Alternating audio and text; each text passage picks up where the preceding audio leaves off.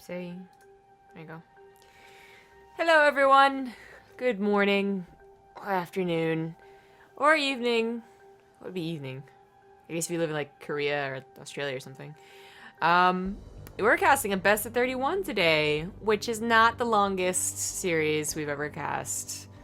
So No, it is it ain't a nothing. little less than half. It ain't nothing special. Yeah, I guess they didn't want to commit to a best 69, so kind of Well, because almost half. I would have straight up said fucking no to a best of 69. Yeah, that would have been all of them for sure. Yeah. But the best of 31 isn't so bad. That was roughly what we were doing for the WCA cast anyways, with the groups. About 31 games. Assuming it goes all 31 games, but I'm gonna guess it doesn't. Before you get too into things, I'm just going to interject that if I go AFK right now, I'll probably be back sooner. I have a really bad habit lately of not being ready for the first game today, and I apologize. And that's going to continue, so I'll be right back. Alright. No problem. So, yeah, Bly versus Clem. I mean, not only am I pretty sure it's not going to go to all 31 games, just like chances are, you know? It's also going to be like, you know, Bly, so it might even be that fast, or that slow rather.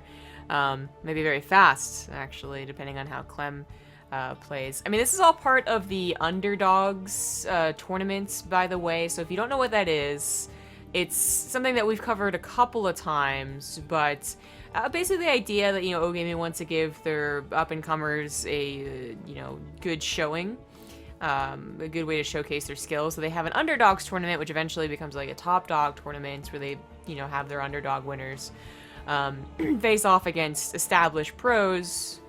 Makes sense, right? It's a pretty cool system. I guess here they really wanted to highlight the most up-and-coming player that I can think of, because this kid is actually 14.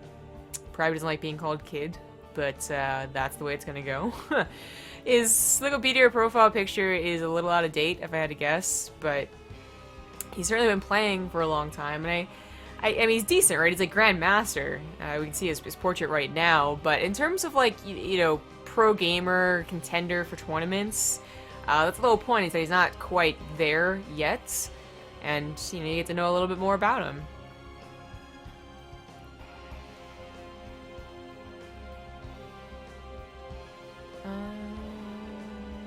Okay, just getting some more information about how we're going to do things today. So you can actually see on the Liquipedia, no, the Team Liquid thread, there we go. Maybe also Liquipedia. Actually, you probably can see on Liquipedia. But there is a list of the first maps, I don't want to count.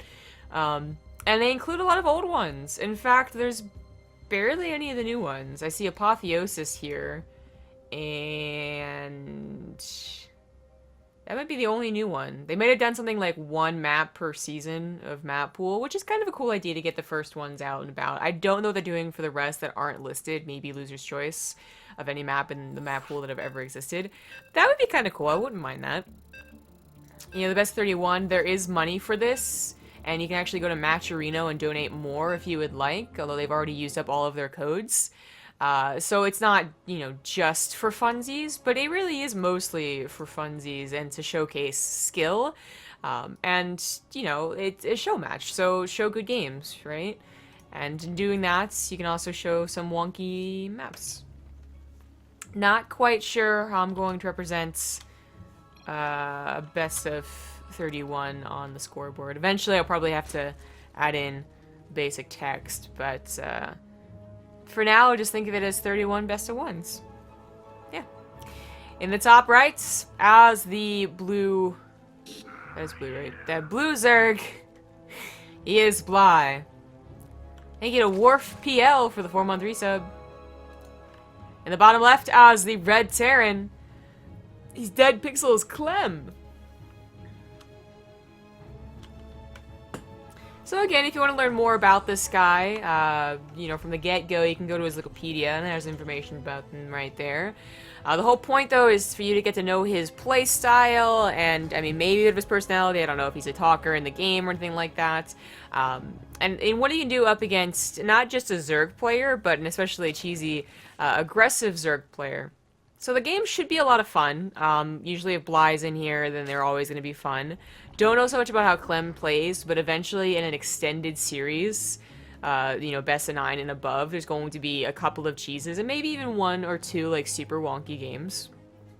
Although we said that for the best of 69, and then all they did was, like, macro. Except that one game, we had to go Mass Vikings. That was funny. Anyway. Probably going to be bringing it back to best 69 a lot, not because we're going to try and do subtle bragging that we did that, and they didn't, blah, blah, blah. But because it is the closest thing to how extended this series is, you know? Like, there's not many other best of 53s or whatever that we can fall back to talk about that have happened elsewhere. Only other best 69 that happened, I think Fear Dragon did it. There's a Chinese one too, but, you know, watch it, whatever. I stole our idea. Maybe like a best of 15 here and there. I recall doing one, yeah, for like the map test tournament, for instance. There's best of 15, I believe. So there have been extended tournament series, but this is really quite middle of the road. Yansu, as you know, you guys can see, is the first map, and you can check out the order of maps on Team Liquid, and they're all going to be weird. They're all going to be old and different. But Yansu, I always hated this map. It's actually brought up a bit of, like, you know, anxiety in my stomach when I saw this was going to be the map. Oh, Bly. He did open up a pool first, so he wanted this to be canceled. Or killed. And he got it. Good job.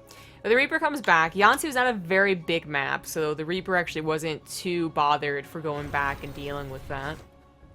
But it does take away a bit of scouting from what Bly's follow-up is, which is a roach attack. Again, if this was a bigger map, or if it was a map that was, you know, 4 spawn and Clem hadn't scouted with an SCV, Clem would have no idea an all-in is following this up. And that's the real power behind getting those lings to bring the Reaper back. But Yansu's small.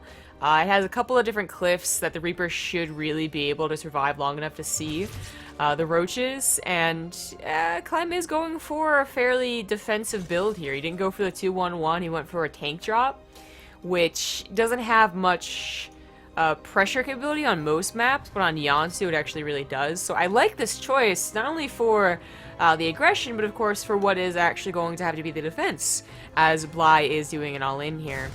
Trying to hold on the low ground is iffy. He might have only thought this is going to be just roaches, which a full surround in a bunker could deal with. With lings added into the mixture, however, a full surround doesn't even happen. First of all, he's not enough SCVs, but second of all, it's a lot more complicated. The tank is able to siege and be picked up, Jesus. And yeah, I think he definitely should have brought the SCVs home. And I think in like hindsight, he realized the same thing.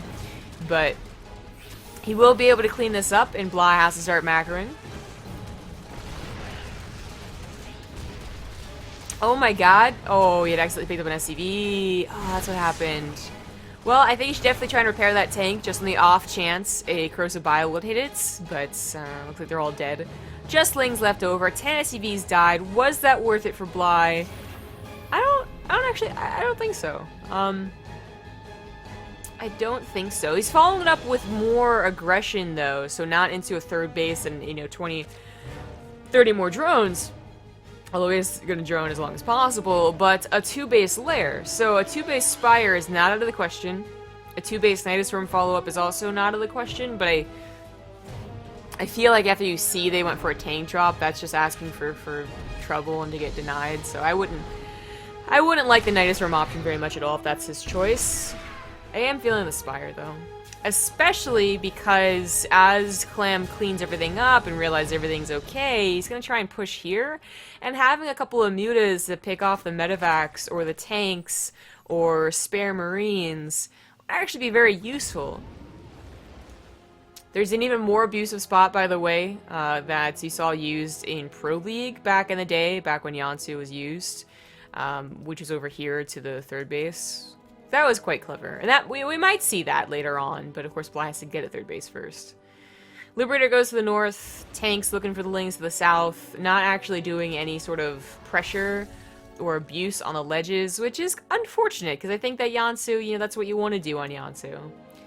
Otherwise, I brought up earlier that I don't like this map at all, and I don't know what it is. Probably the Blink Stalker era. That's probably why. Versus Zerg, especially when TY started showing all those tank pressures. Actually, maybe even favorite Terran, to be honest. I can't remember, because all I remember is Blink Stalkers in my base all the damn time on this map. So I don't like it. It doesn't give me good happy thoughts. Unlike Zel Naga Caverns, which is like the 6th game today or something like that. Well, the tank drop, double tank drop is definitely better than the single tank drop. It still doesn't have that much power behind it. Definitely should not be getting cancels on bases this far done. But the Lings did kind of give up on it. Wow, was that necessary to kill one Ling? Really? Well, it shouldn't be getting a cancel, and it's not, but it is getting the hatchery awfully low, so a follow-up push could be deadly for this hatchery. A little complicated how to push on Yansu. We'll see how Clem decides to when he can push, but it's still a long ways out for that. He needs Stim, which was heavily delayed by his response to the early attack. You know, first you had to get the tanks, and then you actually had to get the extra barracks that had a tech lab on it. So unfortunately, Stim's going to be very late, and combat shields, obviously, even later. Only one engineering bay, maybe following, planning to follow up with, no, you just know. Oh, Jesus, okay. Maybe planning on following up with a 2-base push, which, again, I would like if he controls it right, but it is going to be a 2-base push long in the making, as that Stim is still like a minute to go. Well, mutas are going to do what they can. Again, Liberators do complicate the issue here, and the lack of Sim Marines means that they can't quite cover these Liberators like they would want to, so good control from Bly gets those Liberators. Is going to get Stim, too. Oh, no. Look how low these mutas are, but if all of them die, that might still be worth getting Stim delayed even further.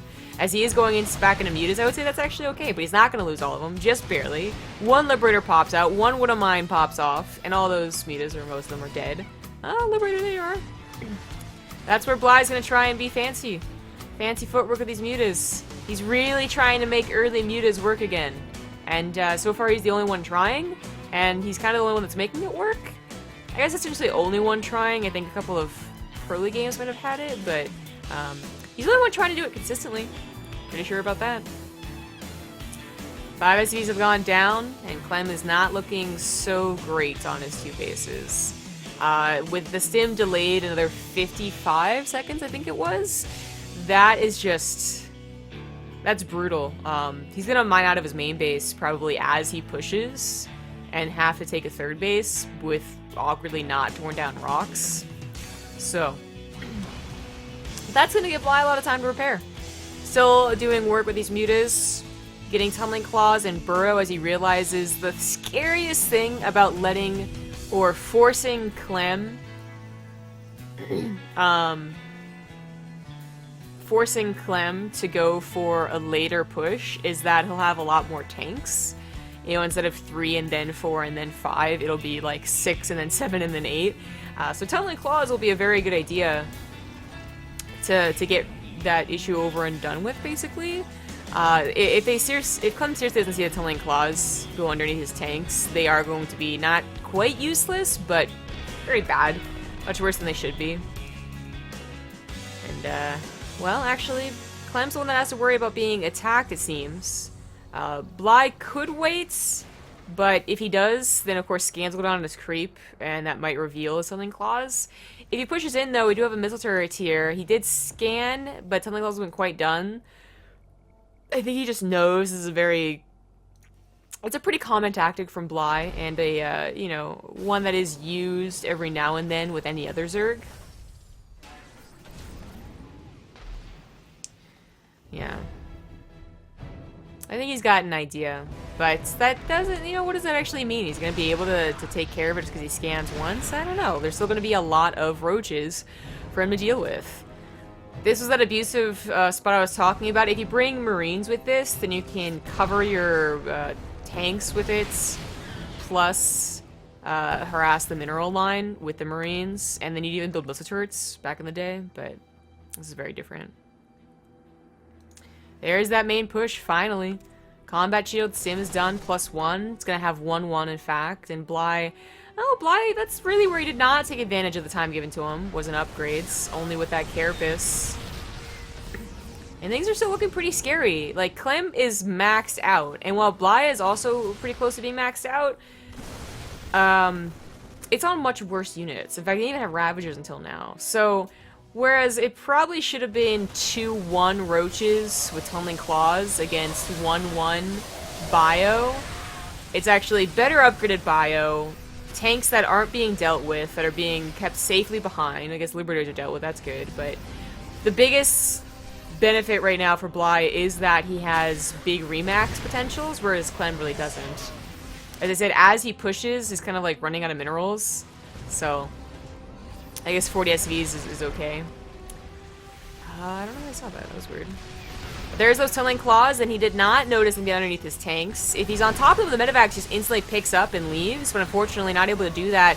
Is now down to 2 tanks, a full surround by Bly as well, and Clem just got a little too far forward in an open area and does lose his entire army. Recall that Bly has a huge bank, so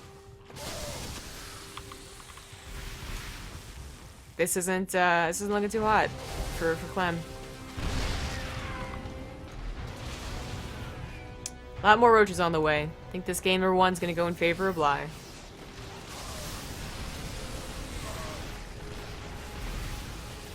We'll see how long Clem decides to hold on, I suppose. But, I mean, he knows he's in a very bad position. He's known since that stim was sniped off. Oh, poor tank. As I said, he's probably gonna have to lift his command center. This is gonna be his last push. Now he's gonna try and drop. Now he's gonna try and get a little bit fancy and bring back the game. And this is fine if he has a third base, even if like literally the third base is just finishing. I could be like, okay, okay, you can try.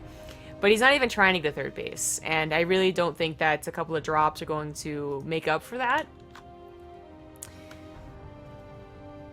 He's trying to be fancy with his tanks as well, but unfortunately he's losing a lot of health or just straight up losing them in the process. It's not working.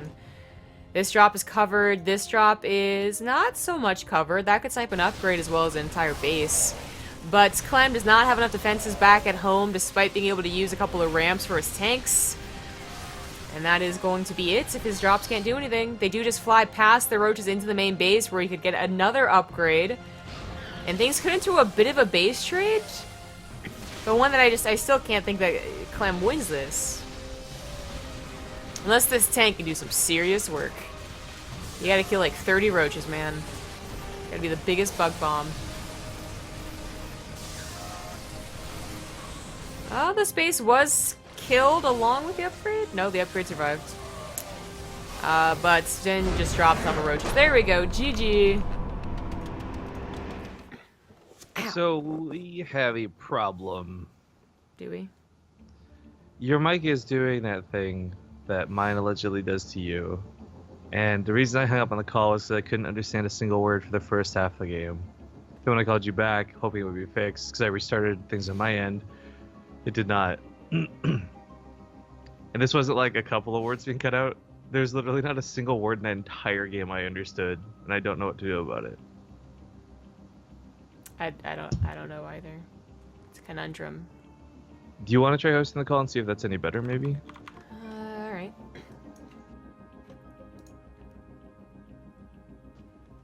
Hello. Hello. Well, it's already better quality for you. Alright, cool. Well, we'll give it a shot and see what's going on. It might just be my internet is being Canadian, so... Yeah, alright. That does happen. Sure.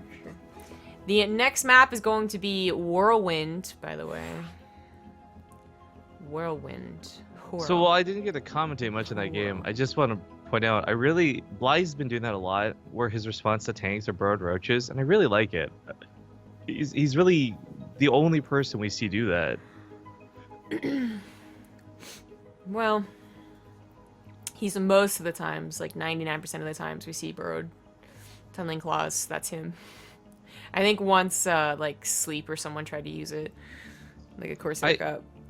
I wish we could almost go back and have like a beta, Legacy of the Void beta tournament, like a mod that had all the same balance at a certain point in the game. Because there was this period, if you guys didn't watch back then, Bly was unstoppable with roaches, burrow, and tunneling claws. Like, I'm not exaggerating when I say actually unstoppable. Nobody could beat him.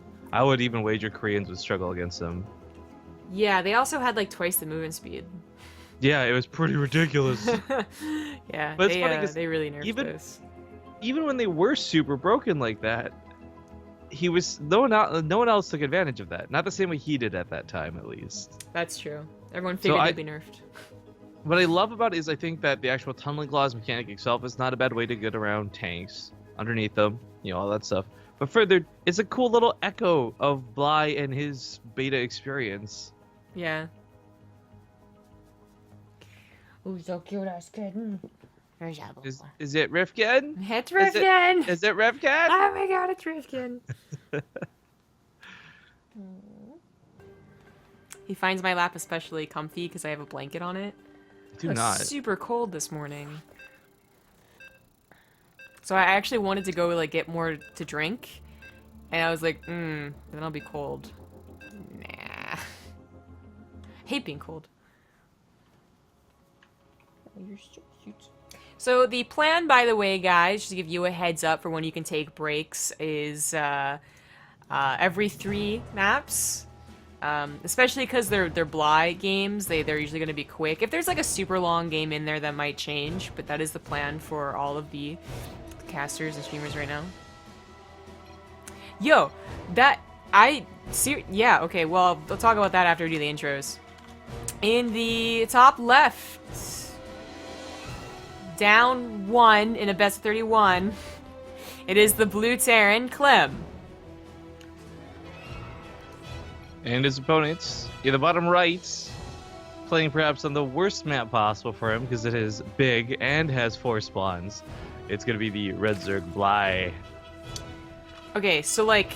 So what happened exactly? So, say like this was the pushing place and there was like creep and whatnot. Like there was creep and there was no scan and Bly burrows his roaches, but for like a second after they burrow, they're still being attacked. Like, not just like a millisecond, like a literal second or 2. They're still being attacked, and I was like, oh, that was weird. I must have missed something, and I just figured I missed the end of a scan. But apparently TvZ saw the same thing, and I don't know if that was just like a bug, or we both really did miss the scan, or what, but I don't want to respond to him now. I'm just saying, StarCraft's never had any bugs, so I don't think that would be it. Right, especially on older maps that have been updated for Legacy of the Voids. That have never been checked again. Yeah, I've never heard of that happening, so I doubt that would be the case. We'll have to find whatever else it could be. Yeah, well, I doubt it'll happen again. It didn't affect the game, but it would have been very interesting if like that one spot on Yansu is detectable without any detection. But anyway, you brought up how this isn't a very good map for Bly, and you're actually like totally right in most situations. 4-player spawn, he can't do a proxy hatchery, he can't super early all in, so he doesn't.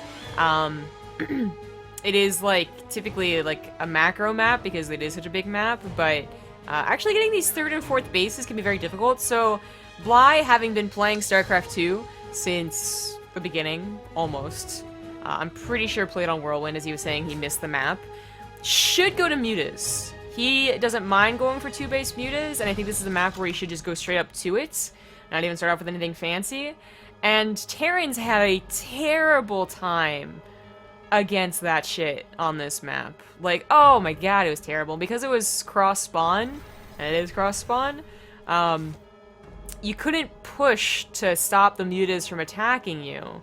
You try, and then, like, Ling Flood here, Muta's over there, Muta's in here, and you're like, god damn, like, I can't do anything.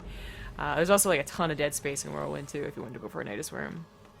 But nah, I think it's going to be those faster Mutas. But alright, this is already complicated. The Reaper did go, of course, across the map, and is way far away to deal with this. Yeah, and unfortunately the Lynx managed to get inside the main, so SCV's getting pulled. I mean, it's a bit of a necessity because that reactor took so long to finish up. He didn't have units out ready to go. Just all kinds of unfortunate here for the start of this for Clem. Yeah, he does realize there's enough Marines now and puts his Reaper back on scouting duty because he does need to scout. But another problem Huh. for Whirlwind, for Terrans, is that there's not many points to hop up on. Yeah, so a good choice not to go anything too cheesy. I know you had mentioned this in game number 1, and I mean, with 31 games, just statistically, you're likely to see something weird in 1 or 2 of these, whether it's Bly, who is more likely, or maybe it's Clem, who throws down a triple Rax Reaper on a map that's not so conventional for them. Yeah. That could certainly happen. I mean, we have Zel Naga Caverns, after all. I mean, that could be anything your heart desires. So, SCVs are going down to just a couple of links, and this is not something that you're going to feel the effects of super hard. Like, you might, you know, try and build a second Marine, for instance, out of the reactor, and you can, or something like that. But the tilts factor, I would say, is like, luckily it is a best of 31, and you should be able to grasp it back. But, like, I would already be like, oh man, this game sucks for me. I have 2 thought processes on the tilt factor for this series that I will probably refer back to later as we see the games go on. And this is more for Clem, where he is a young kid. I mean, look at his picture, guys. He's a babby. He's either going to go out and tilt way easier than anyone else, or doesn't feel the effects of it the same way other people who have matured and logically think do, right? Like, as a young kid, you might just be more emotional, think like, okay, that was just in the moment, but I'm over it. Whereas an adult, you're like, fuck that, man. This is bullshit. 2 games ago he did this. I'm doing it again now. This is, I can kind of see the logic on that. I have no idea where his head is at, but for instance, back when I was younger, I would never blame a game for its, like, bad mechanics or right? AI. I would just be like, oh, okay, whatever, and then I'd continue going. Before I understood StarCraft properly, I could accept a loss just for being a loss. Then once I got into the game, I'm like, fucking balance. Bullshit. Yeah, I can kind of see your logic on that one. But I don't know, if he is anything like me right now, then he's probably like, oh, it really sucks, lost 5 SCVs. And certainly as a Grandmaster, he understands the game a lot, and he knows that, like, that should not have happened. That's where you get the tilt, is where you know that something should not have happened, and he knows you lost 5 SCVs. But the mutas were a surprise. I was quickly checking all the vision, and the Reaper, yeah, did not get past the Queens. In fact, back in the day, you would, like, put off walls, too, because the Hellions and whatnot. So, complete surprise, even though the third was a little bit late. You just, two-base muta is not that common unless you're facing Bly. And even for him, it's not that common unless it's on specific maps. So, Whirlwind, I think I said it would be a great choice. He did it. Great, thinking the same thing. And now Clem's gonna have a hell of a time. He also knows that Bly can micro his mutas against Liberators. So it's not like he can make only 2 and then be happy with it. He's gonna have to make 4, probably more. He's gonna have to not worry about mutas doing this type of shit. He's also gonna have to worry about link counterattacks later on if he gets a 3rd base, which he has. He's just waiting to send it over. So I've thought of a solution for our overlay problems. Yeah. This is something where I guess we don't really need to show sponsors for it. We could keep G2A and shares for gaming up or something, and like temporarily remove Corsair and Yord, and just put like Bly, Clem, and the score in the middle. Does that make sense? It does make sense. They look kind of ugly. Maybe. Also, yo, where's the Korean caster guy? Are we hard on that? You didn't say we're gonna implement it. We totally should. Oh, well, that's... I wish you had told me, because I have to get Twitch alerts set up. Oh, okay. Well, maybe we can finagle that later. But the actual score thing is, it's either that or I guess we just gotta have like a big out of game score, one or the other. You have an out of game score. I mean, guys, it's like 1st to 16, right? So you could just look at it like that. It'll be gross either way, I suppose. This game is going quite poorly for Clem again, by the way. The Muta's doing a great job microing. They don't talk like a baby. And the Lings accompanying them are doing great jobs too, denying +1 armor. Scan goes down, sees full saturation on 1 base. The 4th base should be underway too, just like guesswork. And yeah, Bly, he gave up, let's see, what did he give up? He gave up like faster upgrades. Clem should have had faster upgrades. He gave up like an okay time to Baneling Nest. But oh my god, he got Stim again, are you serious? So oh, I caught that in that Jesus. first game. Catching it here again now. Clem should just play mech IMO. Right? That's disaster, because that was like 98% done or something like that. That was pretty far along. What was happening? Yeah. My bad. What's happening is Clem feels bad, man. Yeah, that's what happened. I mean, +1 armor goes down again. This is just, he cannot catch a break. This is, what's so funny too is that it's so much like Heart of the Swarm, or Wings of Liberty, because it's Whirlwind. Well, another thing I want to just really add in here is I don't feel like Clem's necessarily doing a lot wrong, per se. It's not like, oh man, this kid doesn't know how to macro. Can you believe he didn't even get stim? But Bly's doing a really great job in 2 games now of actually picking that off. Yeah. Like, that's not something easily accomplished, even by pros better than either of these players. It's a little bit Clem's fault, too. Start building 7 turrets around your tech lab, maybe. I don't know. But point is, like... Yeah. It's really hard, though, because... Okay, so here's something that I did not consider until just now. Clem has been playing for at least 2 years, I think. I think that profile picture from Wikipedia was him when he was 12. Don't quote me on that, but I think that's the case. Gotta imagine he was playing a little bit before that, because that's, you know, from like a live events, as we see the mutas just continuing to dance around. Point is, maybe he's played for max 4 years. There's actually a lot of maps in the map pool they chose that he would not have played on, but only simply have heard of. So while he looks at this map initially and says like, oh, I get it, it's like a big map, you know, I gotta be careful of my rallies, and it's not gonna go so well for me, he doesn't quite have that same experience as if you had like flippin' Bomber facing Bly, right? He'd know exactly what's gonna happen on Whirlwind. He'd know how abusive the main base is unless you have a literal turret ring around your production, because mutas just have so much space to maneuver. He doesn't know the pain of trying to get a third base over to this base because it's actually kind of far away. I mean, there's just so many things that I don't think he would have actually experienced. Again, you can't quote me on that quite so much, because I don't know, maybe he was playing when he was 10. Maybe he was playing when he was 10 years old. I have no idea. But can't imagine it was that high of a level back in the day. And I don't think that is the case, so... That's something to consider, especially as, like, again, Zel Naga Caverns is in here. I think Alterzim was in here. GG. GG. Bly. There's another game at the start of the series. Yep. Let me get that score up. Score. Blind 2.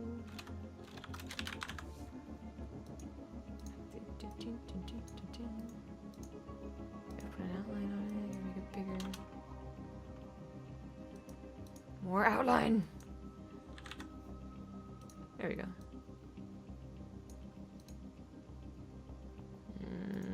More outline. This is where I wish it was easier to do just like paintbrushes and stuff on XSplit. I just make it all pretty and just give it a really crappy custom text. Ooh, Zel Naga Caverns is next. Man, everyone gets so hyped about this map. My only experience, of course, with it is through the Dream Pool, and I just did not give a single good gosh darn about it. But I will admit that this is going to make for a very Bly map. It should. He should be Relentless Aggression here. The same thing could be said for Clem, but if Clem's going into this thinking, like, I'm going to get some great experience playing macro games against aggressive players... He really has not just not done his homework, but never played on the ladder. At least, that's my opinion. Because, I mean, you got to know Bly at this point. I don't care who you are out there. Korean, foreigner, doesn't matter. Bly is known for playing a very particular way. And if it's not for cheese, it's for things like what we've been seeing so far, like tunneling claws, mutas, ways to just get around your defenses and not engage you head on. Yeah, that's why I said, like, he's expecting to face an aggressive player, and that's fine, but he might be thinking, like, I'm just going to play a macro game to get the practice in, when really... You gotta start viewing this as like a tournament. Like, okay, I gotta get a couple of wins in here, and I gotta get my momentum back. So let's throw in a 3-Rax Reaper against the guy and try and see how he likes it. And if he doesn't, if he never abuses the Terran race as Bly abuses the Zerg race, then it could just be a slow, steady, you know, steamroll in this best of 31. Slow, steady decline. Yeah. Well, let's see what they both do. The top right as the red Zerg, he is Bly. Why don't your mutas die? That's a good question. His opponent on the opposite side of the map. It's going to be the blue Dead Pixels player, Clem. Actually, I really wish Bly, by the way, if he was more BM, would have responded with, because I've been using them for longer than you've been alive. I would be a terrible player. I would be really good at the shit talk part of the game, but not the actual backing it up part of the game. Yeah, yeah. Well, I want to almost like, I forget the word, undermine. There you go, undermine Bly's point there, because like, while yes, like his experience is worth like a ton, and it's really great. And it's going to contribute to a lot of these maps as well. Clem probably played in the Dream Pool, now that you mentioned it, so he probably knows this map a little bit. But actually, Bly, I feel, has been perfecting the 2-base muta and muta control in Legacy of the Void specifically for the last couple of months. The first time we saw him go for mutas this quickly, people just made Liberators, and he actually would try and do the same micro and just get obliterated. And we were just like, oh, this is why it doesn't work. That was like 6 months ago. The control witness here, even as Clem realizes, like, oh shit, I can't just attack him with 2 Liberators, I need 4+. Bly still takes the engagements. That's impressive, and that's something that only Bly seems to not just be able to do, but is risking his ability to do, you know? Or I think a lot of other Zergs are like, why even risk it? There's another thing we need to talk about for this game, too, regardless of like what happens here, because I thought this would be really cheesy tactics out of somebody, but it's not. Is that... Well, actually, this is going to be Reapers. My mistake out of Clem, but... yeah. I was going to say, well, Clem gets stim. It's a silly question to ask, but 2 games in a row, right off the bat, to have it shut down so hardcore, you got to imagine it happens again. Yeah. So Bly went for an early pool to once again try and get a kill on the SCV here, and then deny further scouting. He's going to quickly realize that it's not the case, and almost got into the base. That still wouldn't have been the worst thing, as there's so many Reapers on the way. Slowlings could not have killed that many SCVs, but it would have been about cleanup time. This one Reaper, for instance, can't do anything right now as Clem micros on the other side of the map. I really like that Bly let some of his lings escape and some of them buy a lot more time while he gets a Roach Warren. You know, these 6 drones are kind of like the ones, I think the last ones he should be getting, but they are still kind of important to get. Make sure you have enough minerals to get roaches and enough gas as well to get roaches and ravagers. As you can see, he wants to save that last drone. Well, so this is where we'll get to see whether the Reapers shine or not. It's worth noting this is probably a good map for Reapers. I mean, look at that main base. There's ways in from every single angle, but that really falls back to Bly doing the Roach thing, where I think he knows how to handle this. I don't think we'll see this get too awkward. Yeah, it'll be interesting. Larva. Clem actually did not take care of those 2 lings, so he almost lost an SCV. Still denies a command center, and scouts a command center too, so now Bly knows how dedicated this is going to be. I'm actually on the fence of whether or not Clem should have dedicated entirely and just really all in with this, or should have went for the faster command center, where usually we look at the amount of ledge that Reapers can jump up on. It's also a matter of most new maps, the natural is close to the main, like very close to it, so it's literally like hop up on top. When Clem was like off to the left side, it actually would have been quite a ways to get to the ledge and then inside the actual base. Something that Queens on creep and Ravagers would be able to chase down. So it's a little more complicated than just, oh, there's so much ledge to work with. Well, I'm guessing that the creep tumor wasn't too bad.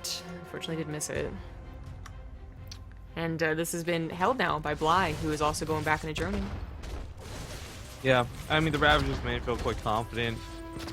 I think the fact is Clem did cut Reapers, I would say, almost too early. So Bly, even without holding well, I think was easily able to identify, okay, there's actually not that much more coming up.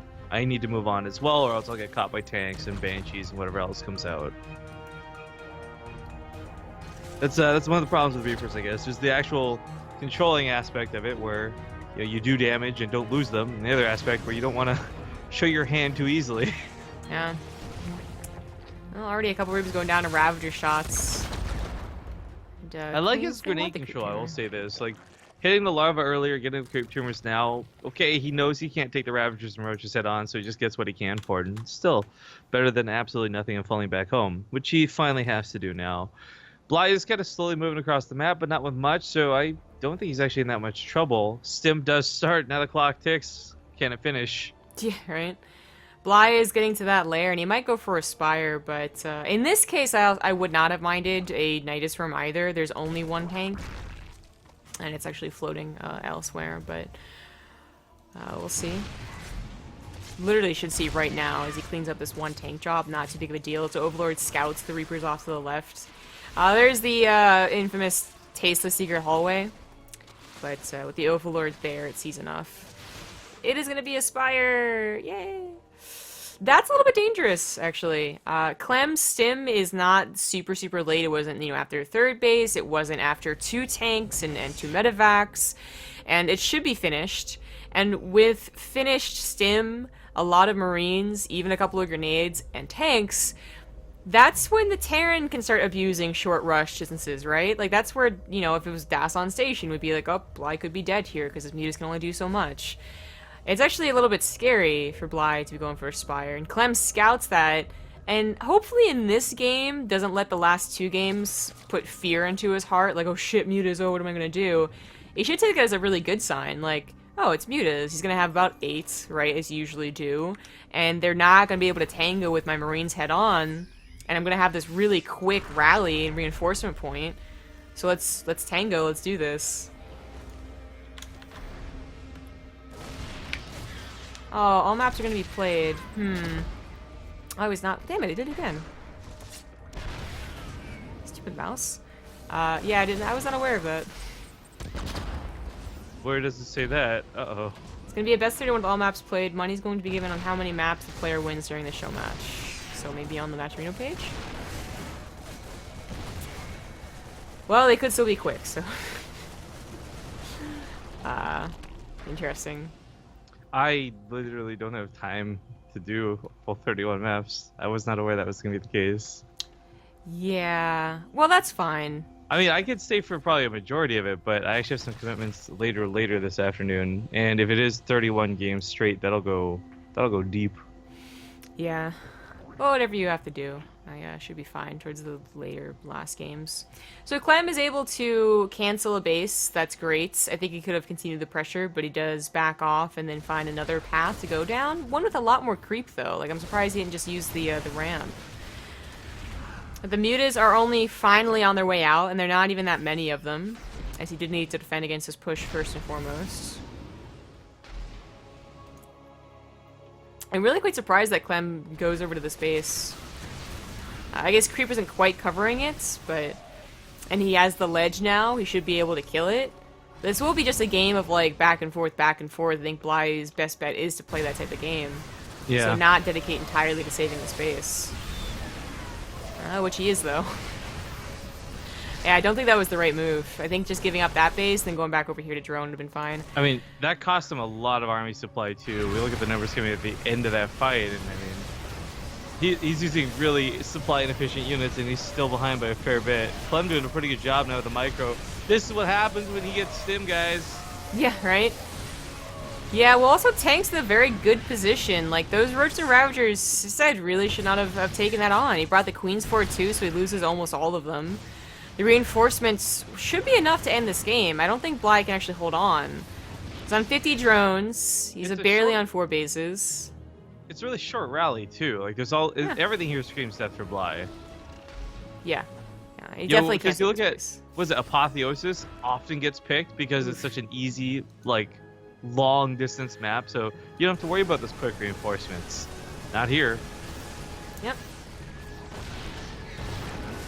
Well, that was Bly's 4th base. He wasn't exactly using it, though. Being the emphasis. Should have just tried to get his 3rd base up and running. And mind you, it's better to be on 3 bases to 2 with a big army than it is to be 4 bases to 2 with, like, no army. So that's kind of the logic as to why he shouldn't have tried to defend it. Even though typically for Zerg, you do want 4 bases at some point. 9 SCVs go down, not too bad for a couple of the roaches over there, but not enough to make up for the army supply difference.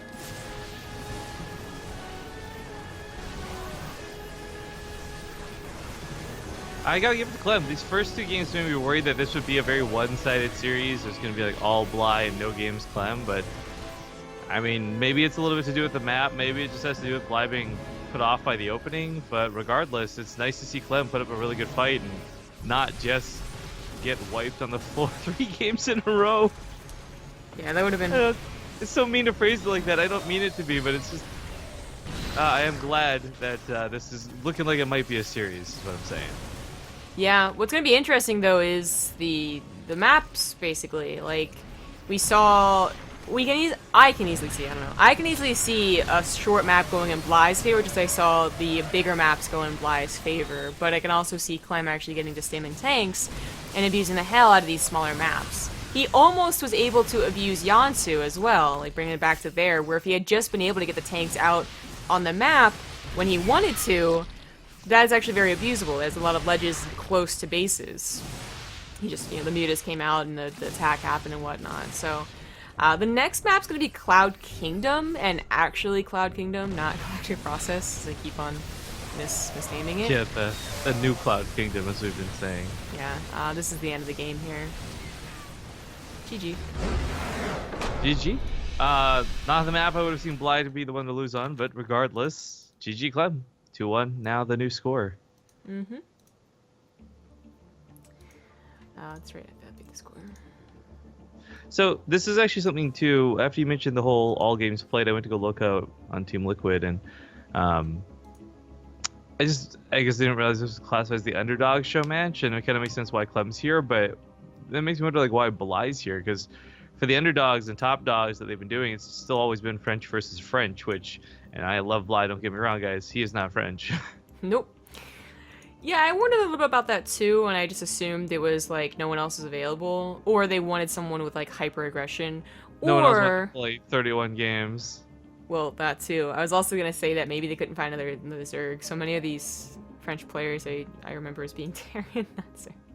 That's true actually, because Millennium was pretty much all Terran. Yeah, I know that there's a couple underdogs that are Zerg, so that's not entirely true. But like, yeah, like how many are there, and how many want to do a best of 31 and whatnot. So they just got whoever. But I did mention at the beginning of the cast that it's going to be every 3 games a break. So that's the way that everyone's doing it. And now it's going to send us to a break. So next map is going to be Cloud Kingdom when we get back. Welcome back. It is 2-1 in favor of Bly in this best of 31. Thank you to Alling for the 19-month resub. Good times at BaseTradeTV. Skal. That looks like a different language. Is that a Fitbit Charge HR? Yes, it is. Fitbit hype! I don't have one. I have a phone. Oh. Huh. Now I'm sad. Womp womp.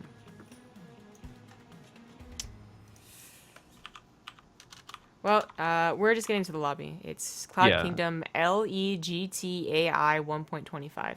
Yeah, what the fuck is this map? I really hope something breaks on it and they just go with it, like the one that we had with the training map. Yeah. God, that was so funny. Actually, we had really good games during the best of 69. We had really funny intros and silly moments where we were just exhausted and dead. But I thought that was probably my favorite moment in the whole series, that one map, because A, we got to see the fucking cleverness that is Liquid Bunny. Yeah. B, just like a really stupid situation, and both players made the best of it. I really enjoyed that particular map. It was fun, but there's also other maps that aren't necessarily training maps. They have like, oddly ranged spore crawlers, and you don't find out until it's already so far in the game and whatnot. Snoop Bunny best of 16. Team best of 15.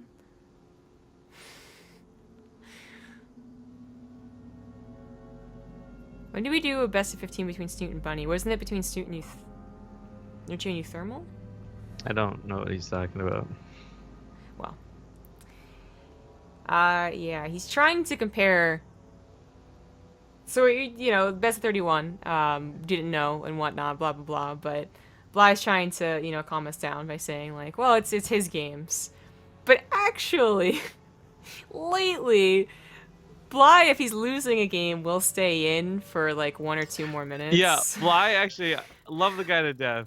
but oh man, is he stubborn sometimes, Jesus. Yeah, so while, yeah, certainly a couple of the games, like, you'll just see them all in and then the other person tap out, that's fine, whatever. It's actually, like, the last game was okay timed, not complaining there or anything like that, but sometimes he'll go for, like, 5 more minutes and get to, like, his last hatchery.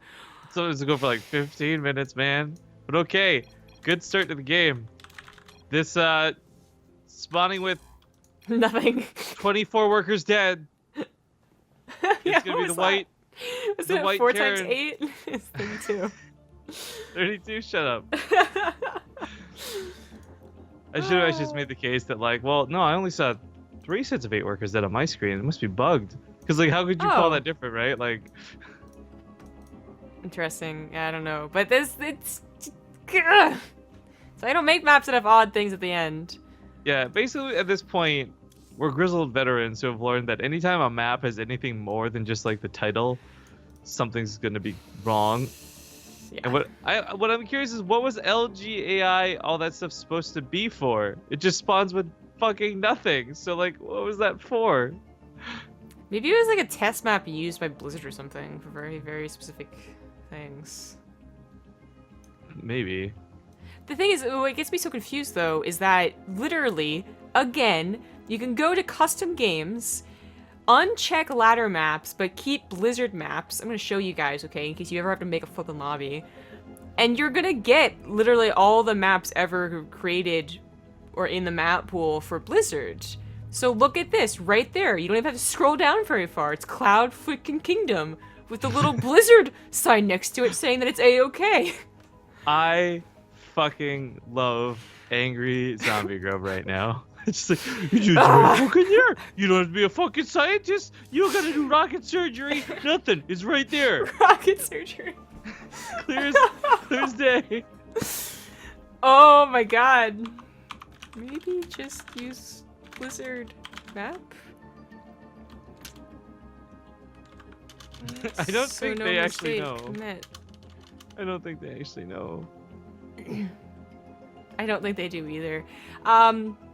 There are maps that were back in the day stamped with a tournament acronym, basically, because they can't actually put a logo on here. Tournament edition. Well, there's tournament edition, but I meant more like there used to be ones that were called literally like IPL, you know, Cloud Kingdom or something like that, because they would force certain different cross spawns and stuff like that. But those are I think have all been like gotten rid of, and what you have left is usually test maps or troll maps that were intentionally made. Oh to my throw gosh! people off. Yeah. So they would sometimes be really obvious dumb things. Like it would be a zealot that has charge built in with Reaper jets and Storm, right? Those are some of the troll ones we'd see. But then there's some really mean troll ones that were super subtle and not obvious. And one of them, we cast during a Home Story Cup, or I cast during a Home Story Cup, and it had missile turrets that had 500 range. So it wasn't infinite range across the whole map. It was only if you got halfway across the map with a fire unit, you'd realize something was up. So we wasted like 17 minutes in this game and paused because everyone's like, huh? How's that turret firing? Is this one bug? Then we realized we mouse over it. We're like, oh no, it just has 500 fucking range. Yeah. I know, like, Tastosis mentioned, like, they started talking about what used to happen back in, like, the good old days of Brood War, where people would host maps that give, like, them specifically, like, 1 more mineral per return or something like that. Like, they can be weird. People did that? Yeah, and actually, That's like, fucked people up. legitimately cheated in tournaments. I don't remember where they're talking about this. Maybe it was at CAF, maybe it was at the Summit, I can't remember. But they legitimately cheat in tournaments. So actually, you have a couple of names that I guess I won't mention that were like, they definitely did it, but people would forget, or they'd, you know, argue with the referees who back, like, 15 years ago or whatever would have no idea what they're talking about and just be like, play the damn game, you know? So, anyway. Enough about that. This seems to be an okay map, but, you know, we'll find out. There's a spore crawler built. In the bottom left, as the red Zerg, he is Bly. And of course, his opponent, the ever young, 1 point on the board, blue Terran Clem. Now, one last point to talk about before we get into this game as well is that I think we're getting to this point that where we might actually be, like, the opposite of monks reaching enlightenment. where Okay, the you know, they opposite. meditate and they're calm and collected and cool, and they're reaching nirvana. For us, we've kind of brute forced our way there by just working every goddamn day, and it's unrealistic for us to expect other people to know everything that we know because, you know, gaming. This is gonna sound like I'm throwing shade, but I'm not. Like, they do more replay broadcasting than live broadcasting, right? Like, and I don't mean replays in game. They just rebroadcast shit more than not. So even though they're on the air more than us, they're not really. So they might not have the same level of like hours put into realizing dumb bullshit exists type thing. Yeah, I don't know. Again, that's not meant to be throwing shade. It's not. I'm just trying to put context on the situation. So if we do get some weird maps, I guess it's going to be understandable here and there. I feel But like I loved your rant before this game. Sorry, just like 10 out of 10 would again. so the chat apparently. It's kind of like inflating our ego a bit too much, honestly. Like, you know, because it's not. It's like we're the only ones doing things so far, like mostly correct, more correct than everyone else.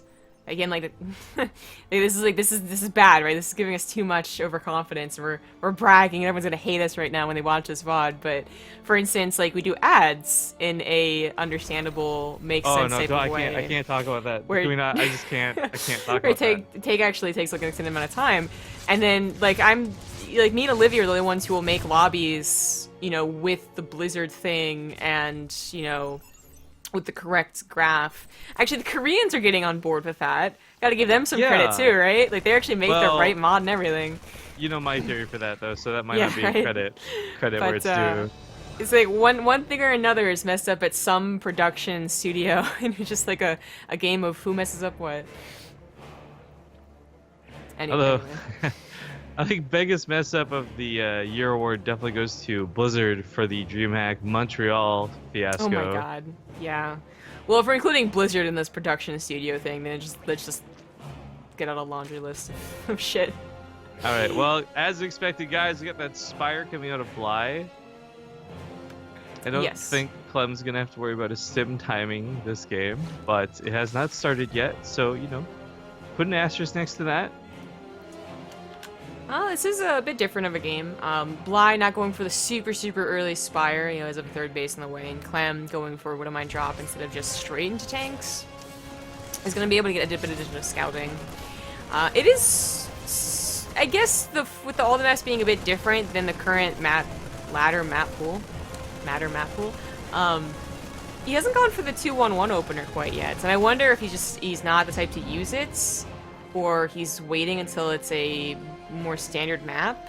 Cloud Kingdom would have been the map I would expect it on, though, because it's kind of standard. That's actually a pretty good point. Legitimately cheat. Oh, I didn't even realize the oxymoron I used there. Thanks, chat. Yeah, but I mean, like these old-fashioned pushes, and old-fashioned I mean like literally like months ago they were being used all the time, have mostly been learned how to deal with. You know, first and foremost, don't let the Widow Mine deal any damage whatsoever, basically, and Zuri's gotten good at not letting that happen. And then the follow-up is usually just a nice amount of lings, but since Bly was reaching for those mutas, he actually doesn't have that many. Widow Mine gets a decent hit, but Clem just abandons ship. Like, he's like, I mean, nope.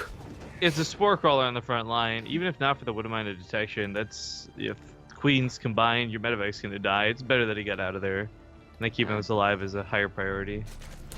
Yeah, I mean, with the Marines that were still alive, he could have taken on, I think, the leftover Lings, and even a Queen or two, but the chances of losing a Medevac and only being able to escape with one unit type, I guess, maybe too much.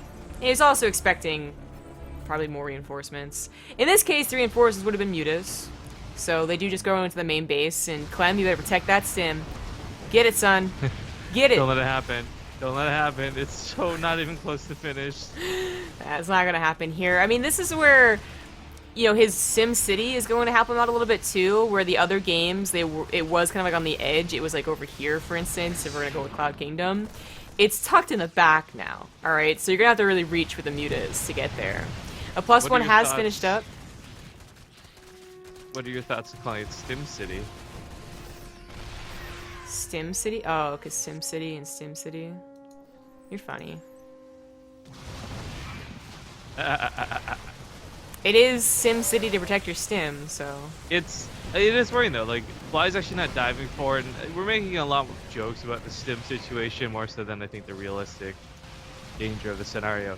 The Muta's doing a really good job dodging everything though, and going back to a question Clem asked earlier, like why don't your Mutas die, right? And the big part of that, okay, one hand is Bly's controlling it well, but the other hand, man, that regen they got is pretty nasty. You can never keep a good Muta down. No. Wow, what a saying. So the Mutas are being thwarted here. Oh man, the micro though. That micro though. I know he does that. Anyways. They're being thwarted, Stim is finishing, and Clem is still on 2 base of the 5 racks. Follow-up. Bly is once again transitioning into roaches, seems to be what he wants to do today, in general, I guess, for like all 31 games, maybe. That seems to be more boring to me than watching one guy use like the same strategy 31 times in a row. That's true. 11 Mutas still live, and he did try and tango with the Liberators, but this time Marines with Stim are able to cover it a little bit more, and it's also just not that, you know, difficult of a map to get back and forth between natural and main. When it comes to third base and main, that's a little more complicated, but... Oh, reaching for the tank! I don't know how he unloaded it, but that was dangerous even if he did get the tank, losing all your Mutas. And as he is transitioning fully and entirely into roaches, I guess at some point he's willing to give them up entirely.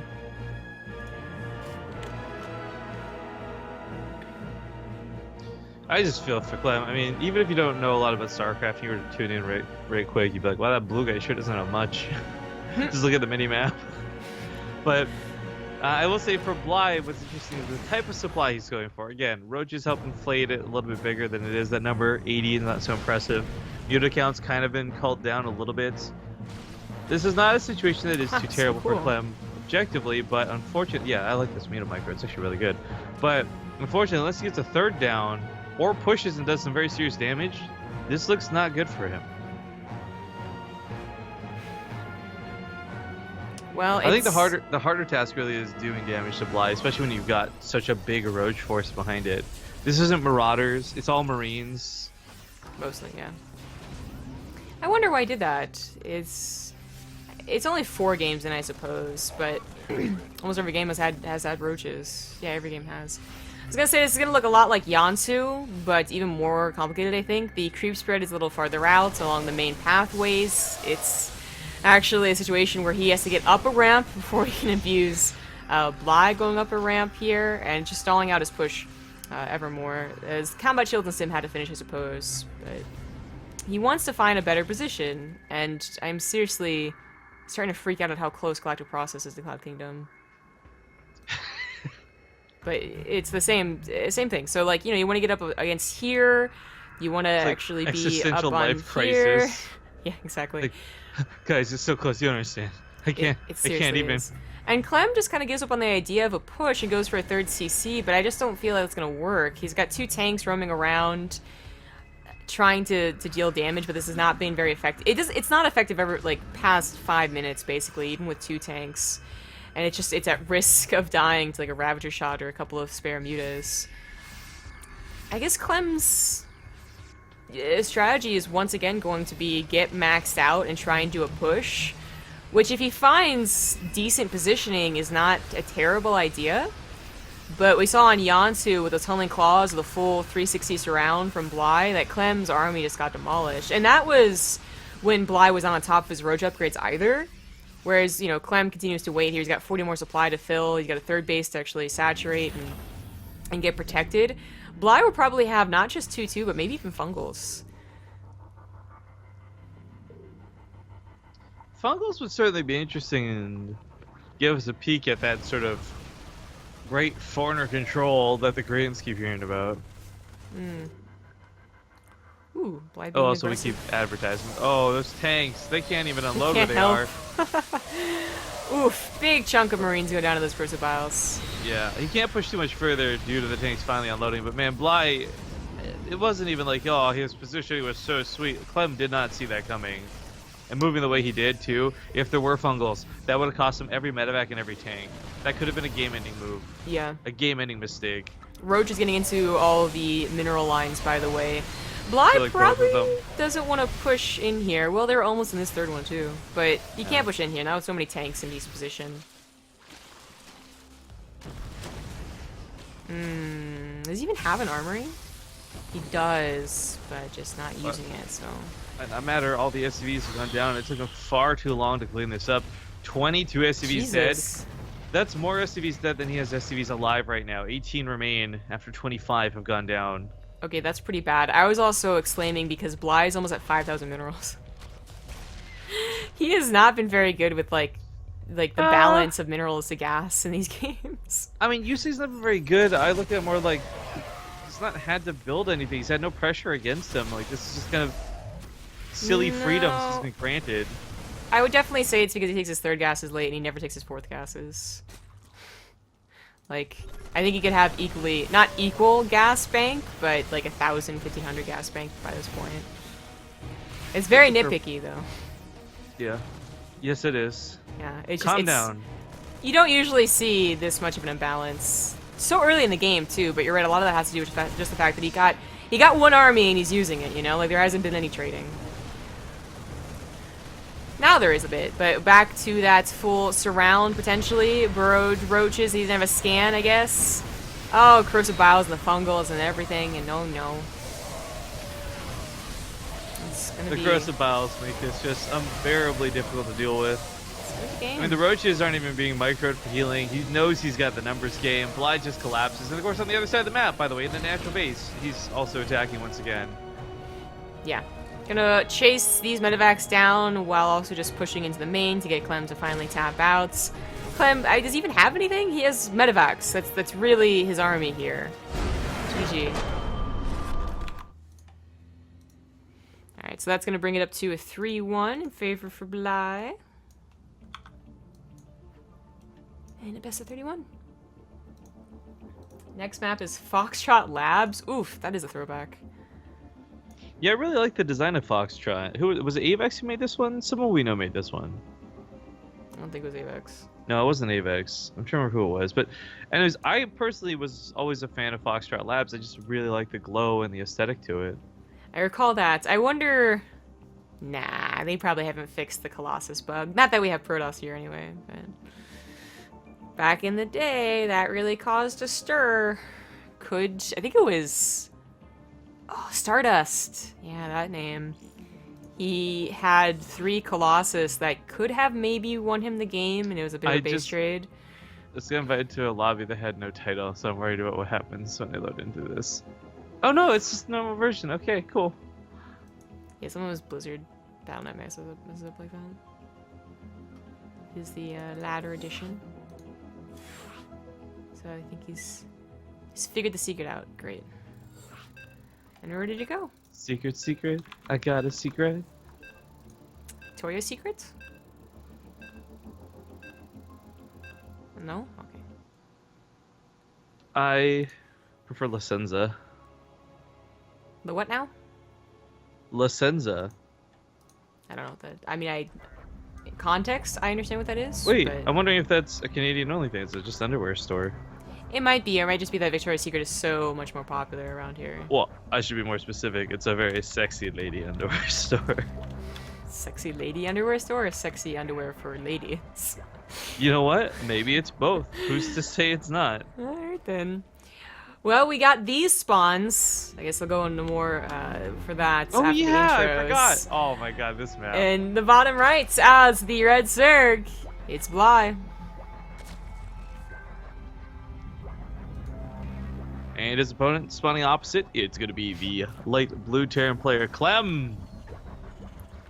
So, first of all, we have a macro or a proxy hatchery because that is something you did do back when this map was around. There are gold bases, and he could have taken this one, okay? If he was going to go for the greedy gold base, he could have taken this one, but this is for getting as close as possible to your opponent. Clem has been SCV scouting because there's been so many early pools, so he'll find out eventually, but this is one of those maps where I'm just not sure about the timing for when Clem was playing at a, not even professional level, but like an understanding, like I remember this map type of level, or at all, I have no idea. Uh, But he does at least know that it's not forced spawn, or he might assume that it's always a spawn. Who knows? So I'm pressing every button on my keyboard combo that I can think of. I don't remember how I turned off the overlay just now. I have no mini map and no income bar. I would help you, but what if I can't It's get like it back? Control Shift Alt 1 2 4. No, no, don't close the game. Alt F4. Fuck, what combination did I just hit? Okay, well you Control figured W. that out. Oh, Control W. Okay, got it. Yeah, I Not thought it off was to a more good simple. start. Not off to a good Okay, so start. Clem, I did Control Shift W. Did nothing. Clem, I think knows more than I give him credit for about this map. He checks this gold base first. He knows something is up, so he put the command center in the high ground. He's gonna have a wall off, but he's not gonna be able to check this base anyway. His SCV, I think, is going to try and see what's in the main base as tech-wise, which I don't mind at all. And he's going to go up to, hopefully, a tank, which he's been doing every single game. That works out defensively fine. I just want to quickly go over that you can get these spawns, which is why I said these spawns were chosen. This wasn't one of those maps that had like drastically crazy different games because of the spawns, but you definitely had different expansions and different ways the game got played out defensively because of that really open natural base that you could have gotten on this side. Yeah, I mean, look how many options there are for getting in here when you break down the rocks, whereas for this one it really is only one. I sometimes mess up my wall on this map where I put it near the destructible rocks, so if they broke it down they could still get in, but you're not supposed to do that. But it's of course not a natural. Clem knew it was up, and Bly, I'm not really sure what he's going to plan on doing here. I mean, I guess it's going to be like every other proxy hatch we see versus Terran from him. Well, But he it's not normally spine likes to do crawlers. spine crawlers, but right, the corrosive biles get the free hits on the depots and on the reactor. Once that tank comes out, maybe Clem starts pushing it back, but I mean, the bunker guarantees that he'll have some extra time. However, as frustrating as it is, a bunker actually doesn't guarantee you safety versus Ravagers. Oopsie. In fact, as we see, he's getting just kind of torn apart real quick. Yeah, here's the thing about Bly's proxy hatcheries. If you don't know how to deal with them, but you know the general idea, that still isn't the same thing. We saw this be a pretty powerful all-in for about like a month, and Terrans would try everything. They try and go for like Banshees, they try and hit an expansion, they try and go for tanks with medevacs, they try and go for leapfrog bunkers. And it just wouldn't all work, but now the control seems to have gotten better, the reaction is smoother, they kind of say like, okay, it's Bly, we know what's up. And usually this is just thwarted very easily. So if it is thwarted, like it's like, what do you do now for Bly? You start droning from the gold base? Yeah, apparently. And you just try and keep the creep spread as strong as possible to deny the natural here, but it does put him in an awkward position.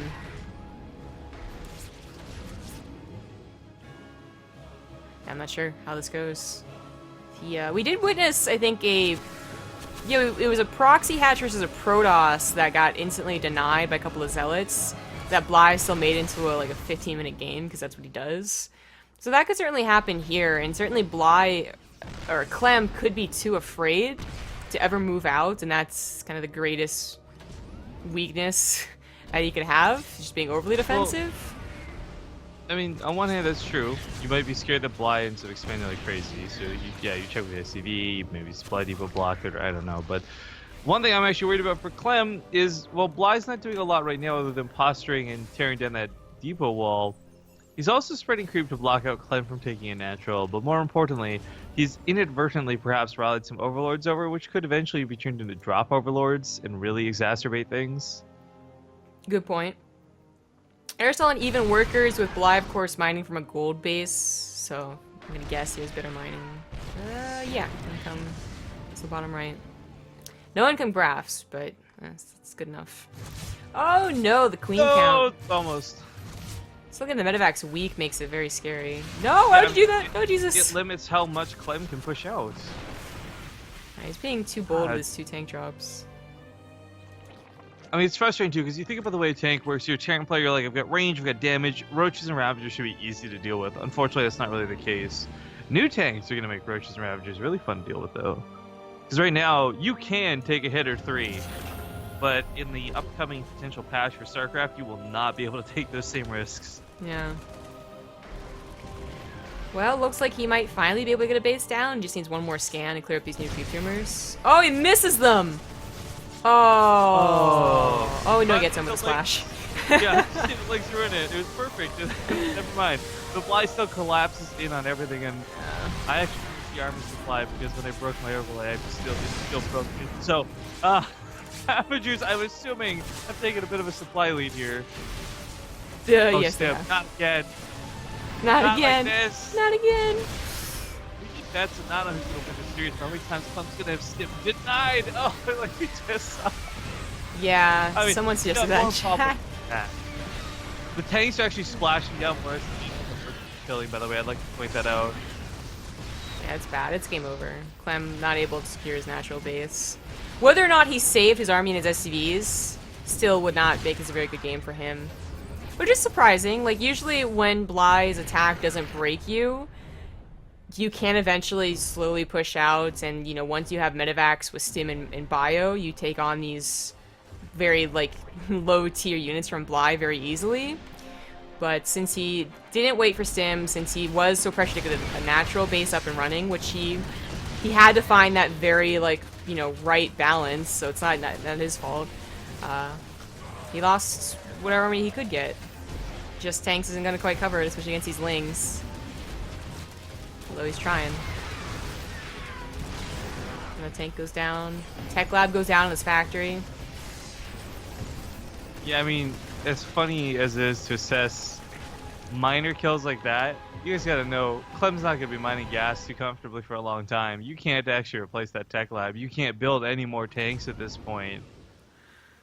Clem's stuck with 2 tanks, and that's probably all he'll have for the rest of the game at this rate. In fact, he's poking out with the few precious ones he has. It gets a little too close to the queens, which, by the way, have spread creep once again. So, despite the fact that there's a second command center, there's still not going to be a second base for a bit of time. He'll lose his tank. Be careful. He does start Stim. It's like one thing I'm going to do today. I'm going to finish Stim. So you just start building bunkers and turrets around your tech labs. You're really just playing this weird version of that's the king, keep him alive. The queens are coming in now. They're done spreading creep. They want the tanks. They want the medevacs. Yeah, the Ling got the tank. Oh, he talked about Bly being stubborn. I love the attempts to mule drop in the midst of battle too. Gotta keep with that macro, Rifkin. Keep your tanks strong while being all in. The Marines. Yeah. That makes sense. Yeah. This game is totally over. I guess Clem's not sure where the hatchery is, but at this point you're gonna guess it's the cold base. I love that Bly's mining from it too. I forgot about that. Like, so busy focusing on the actual natural base of his that, you know, Clem had scouted and seen what was going on.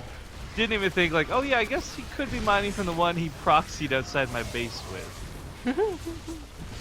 What is this? A line of overlords? Conga line? La cucaracha, la cucaracha, da da da da da. Oh boy. I don't want to watch Bly win 28 games today. Well, that might just be what's happening. Clem, I don't know if it's the maps or how this guy plays. You know, that's part of the reason why we're seeing him, as they get more tension on him and whatnot. But I don't like his builds so far. I also feel, well, actually, I mean, that game was not about his build. It was about Bly's, but... Right, but that's the problem I have. Like, his response to it was that of fear. The best things we've seen deal with that aren't like building 5 bunkers in your main. It's actually squeezing out that drop that goes across the map and like kills Bly's mineral line and forces him to be in trouble while you're also in trouble. Things like that. But it was a uncomfortable move. Something that definitely felt like, okay, maybe this is not something he's fought a lot, and just the inexperience I think really showed through in that game, which is unfortunate because we are looking to hopefully see more out of Clem. I mean, Ogami was ready to prop him up and put him out there, but at this rate, I gotta be honest, this doesn't feel like a very well-matched series. And while I just joked about, like, I don't want to watch Bly win 28 games, the thing that made the best of 69 with Snoot and Bunny so enticing and interesting and amazing was, like, they really could have gone either way. This doesn't feel like that. This just looks like we're watching a scripted reality show. Yep. As harsh it is, Clem does have to step it up. And, I would have really... I mean, Bly is always that kind of... Not always. Lately, the last, like, 6 months, I feel like he's been a lot more just, like, up or down. or 4 months, I want to say, like up or down. Like he's on a good day or he's on a bad day. He'll 3-0 Nini, or he'll get 3-0'd by someone we don't know. So I was like kind of hoping that that would also contribute to Clem making this a best of 31. But no, Bly's looking quite on fire, and Clem is just looking like maybe it's him, maybe it's Bly specifically. I don't know, but maybe it's the maps as we go into Expedition Lost. I don't even remember when this map pool was in the map pool. I can't. Was it? I think I think this is the map pool when Legacy of the Void beta was almost out or something like that. Like, I don't know. It's not the oldest map that we've seen by far. Zel Naga Caverns will be the oldest map, but I'll think more on that as we get in the game. In the top right, as I remember my hotkeys, it is the Red Zerg Bly. And I really like Hello Zergling's theory about Clem. We'll go over that in a moment, because in the bottom left, it is going to be the Blue Terran, the underdog of the series, Clem. But he says it's a stamina series, and Clem's realized that and Bly hasn't. Bly's going all out, balls to the walls early. It's like sprinting at the start of a marathon, right? Yeah, of course Bly gets ahead really quick, but maybe Clem's just trying to wear him out before the day gets too long, and then the tortoise will overcome the hare. Slow and steady wins the race, after all. I like that. I like that thought process, except that Bly will literally play 3 different tournaments in 3 different time zones in the same day.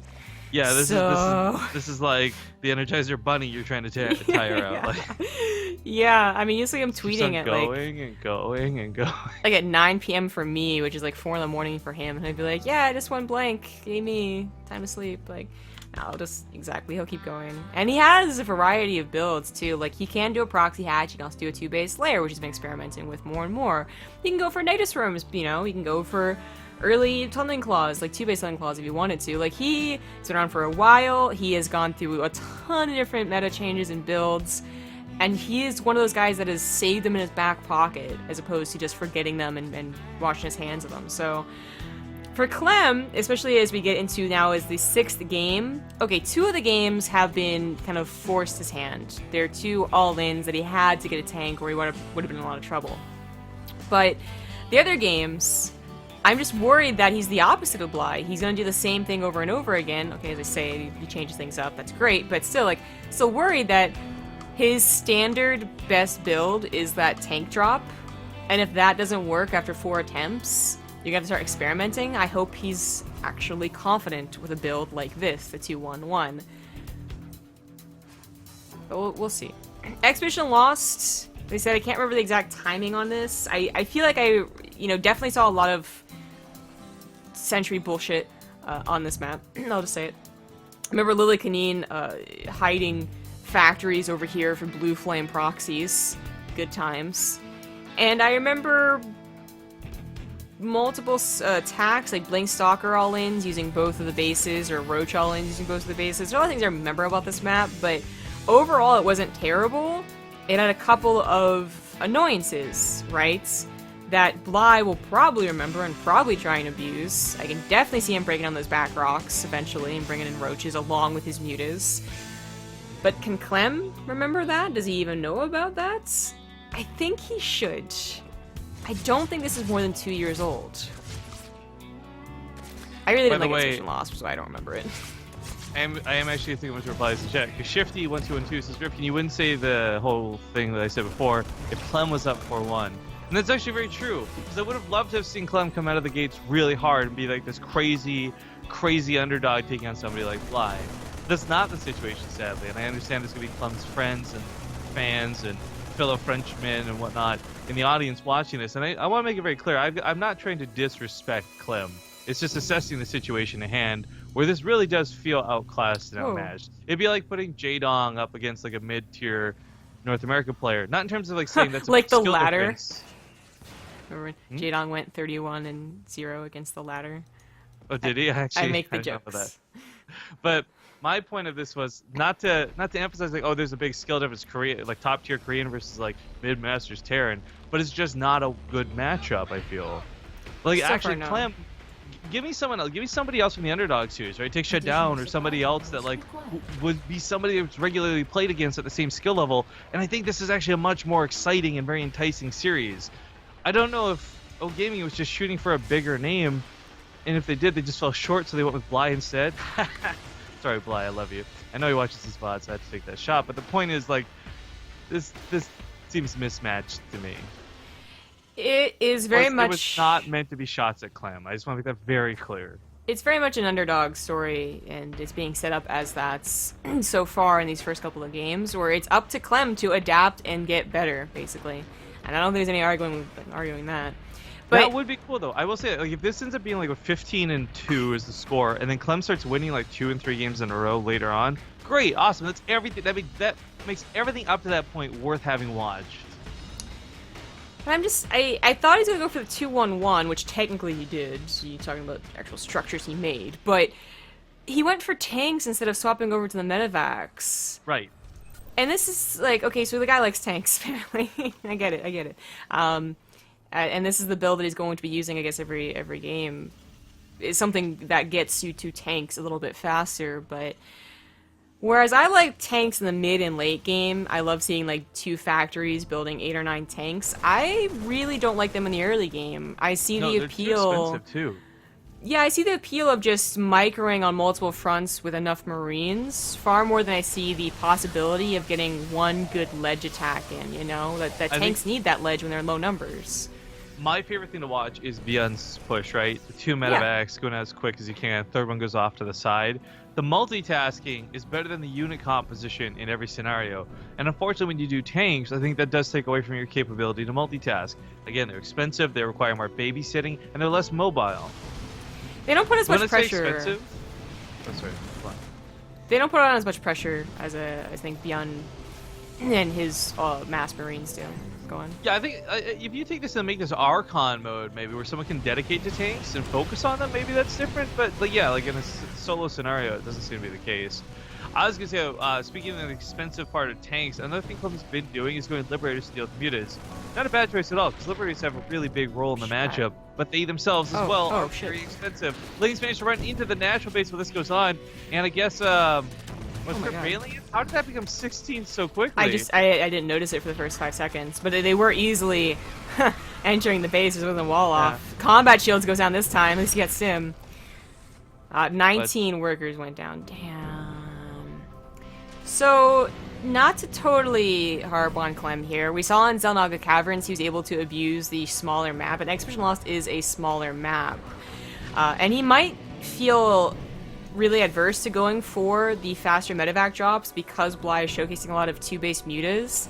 I would argue that never has stopped Bjorn, the tip-top of what every Terran wants to be. I know, he's the gold standard, right? Like, I love that it's not fucking Maru or TY or anything like that. Those are good players that everyone recognizes. But Bjorn's the most popular. Yeah.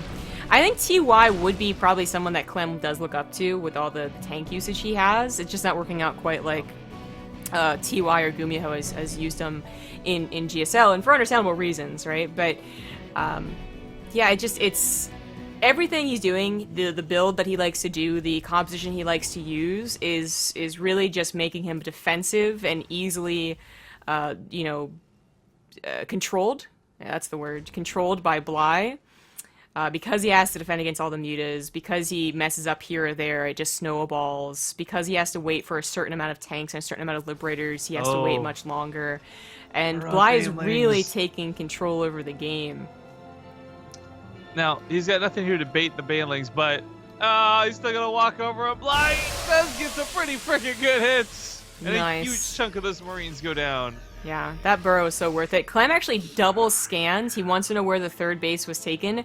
Typically it is to the north if you're the Zerg, and this is almost never taken because it's so close to your opponent's natural and their potential third, but he still wanted to make sure, I suppose. It also felt like a bit of a desperation scan, like, holy shit, I just lost 16 Marines or whatever. Do you have a fourth base? I didn't realize our mods were running bets on whether Stim would finish or not. Fucking love it. So they're not running bets on the series or like the scores of the game. They're running bets on whether Stim finishes, and that is fantastic.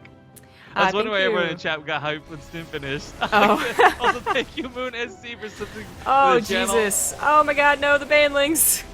Yeah, this is too much already on top of the army. The banlings get wasted on top of the tanks, but that's something that can afford to lose at this point. More mutas being made, even though he got his mutas completely wiped out by his liberators. Once again, Bly's afforded these opportunities being on 4 bases. Yeah. Again, it seems a lot to be about that control. Bly's taking complete control over Clem. Combination, just the defensive way he plays, a bit of inexperience, you know, letting the wall not be set up, and, you know, other factors for sure, including the maps. Everything is leading to Bly feeling very confident in these games, and a confident Bly is very scary. So, GG. 5-1 now in favor of Bly. We're gonna go to a break, I guess, here, but I just want to quickly add in. I'm really, of all things in this series so far, really impressed with Bly's Muta Micro, to be honest. It is impressive. He's really figured out a way to tango with liberators. And I'd love to see a first-person view of that, in fact, because it's been pretty impressive. Maybe in the future. But alright, before we get into Steps of War, God, we're gonna go to a break. See you guys soon. Hey everyone.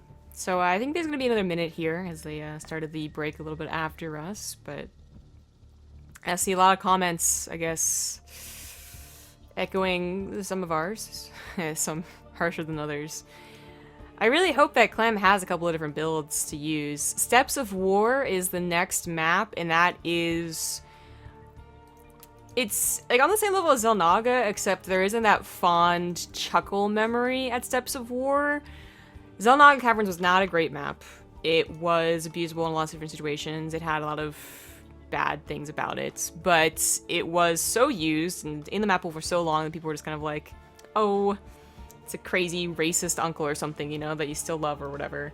But for Steps of War, people will just be like, some people will be like, oh, I liked that map, but the vast majority is going to be like, oh, I'm glad that it's over and done with in a very, very short amount of time.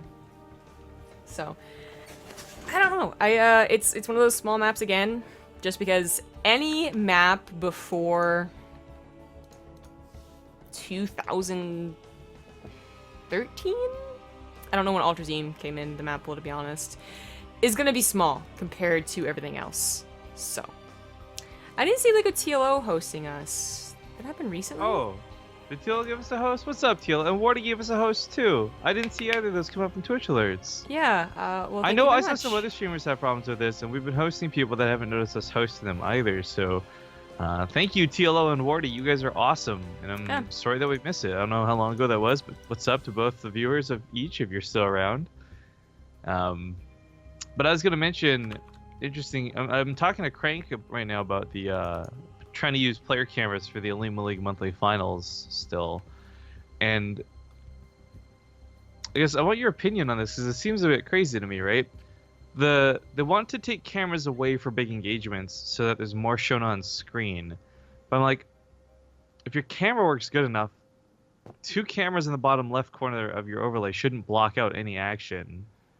Also, I think that's what you would want to see cameras the most, right? Like in the middle of a big engagement, and especially as it ends, I want to see Solar's reaction as he realizes he wasted all his banelings. I want to see Bjorn's reaction as he like nails every single snipe type thing. You know what I mean?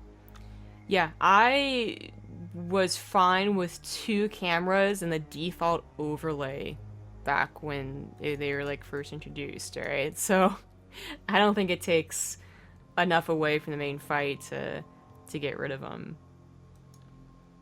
Yeah, I mean they don't take much place on the overlay anyways as is, so just sorry, trying to talk to him about it, because apparently I guess there's a problem where we can't get a separate feed, so basically we're cloning the mainstream for it, and if they turned it off, then all of a sudden we'll have this spot on our overlay that looks really awkward because it's screen region to something that's no longer there. Yeah, that's... So I said either like we gotta have cameras on all the time, or I guess don't use it at all, because it'll just look too weird otherwise. Yeah. Anyways, this map, as he says, there's a lot to be said about it. Ladies and gentlemen, in the bottom left side, sending it drawn out very early. He could take a natural base, and I think it would still be a proxy. Right? It is going to be Bly. And top right, as the Red Terran, he is Clem. This is going to be a good one for bets to see whether Clem gets stim or not. Rainy on the map, though, kind of cool to see. But I was gonna mention there was something. I think it was Jack Attack did this test on it a little while back, and there's something stupid where You just see it. You just should have seen it. you just should see it. I don't know if it's with the most recent Swarm host or if it was their older versions. Oh, but that! Oh my god. you could send a Swarm host from like the natural of one to the main of the other. Yeah. This was my go-to map for the Marauder Hellion all-in. I don't know if you remembered that or did that back in the day. But it was off of one base, and basically the thought process was even if they could anticipate this by going for roaches, you'd get Marauders anyway, right? So you kind of, you hit both their base units, and it was quite a powerful all-in. But it hit so soon, because it's literally like here to here, boom, bam. Well, so that's the thing, Dunzo. like, if Bly's gonna do weird stuff, right? If he wants to try and impress people, I would have loved to have seen something like that, right? Not classic proxy hatchery, but classic is, classic does, and if it works, it works. My question is whether it's spine crawlers or whether it's roaches that go with it. With the 3 drones being pulled, it looks like we're heading towards the direction of spines. This bunker is very interesting, actually, because, oh gosh, it was a Terran player on Root. I can't remember his name right now. It was a North American Terran player on Root who was very adamant about pushing this bunker to deal with proxy hatcheries, and it actually ended up working pretty damn well for quite some time. I know what you're talking about. The Ognis! The Ognis! Ah, okay, that was not who I thought you were talking about. Never mind then. I was just like, it's on the tip of my tongue. It's a weird name. I was like, I do really like this response, though. This is an old-fashioned way of responding to these proxy hatcheries. There have been multiple times throughout StarCraft 2 history where proxy hatches were a thing. At the very beginning, like on Steps of War, is because it was so close, and you just got Marines. In Heart of the Swarm or Late Wings Liberty, I can't remember. No, I think it was Heart of the Swarm. Ooh. It was useful against someone who was going for a 1-Rax expand. So there's been different ways to combat this. And the fact that Clem scouted it right off the bat really helps. I mean, it's right there. I don't think you can. If you build anything on your ramp, I'm pretty sure you can't not scout it. Yeah. He would have had to have gone crazy, taking crazy pills not to. That's, You start building your mineral lines because you get so paranoid about Bly. yeah, try to wall off your mineral lines. Yeah, so, you know, Clem's a little bit awkward here as he's trying to get to a factory. He gets can't right up afford- in that bunker. Jesus. Well, Looks yeah, gonna I top guess so. this too. Gotta focus on this SCV. Stop those repairs. And looks like that hatchery not gonna go down anytime soon. Now this is where it gets really problematic for Clem. Bly has an overlord on the front line. Spine crawlers outrange the bunker. Thanks, Blizzard. And unfortunately, there's just no way he's going to stop Bly from eventually breaking this wall and getting into his base. Bly might be giving away too many links right now because he wants to get here early before there's more units out, but as we can see, it's kind of working. I was gonna say, unfortunately for Clem, this is where things get awkward. He's on his way to a factory, and that's fantastic. You know, tank is very useful, but as the wall is broken down, you need a medevac as well, which he is clearly not going to get. This is game. We're close Bly's to it. some easy money today.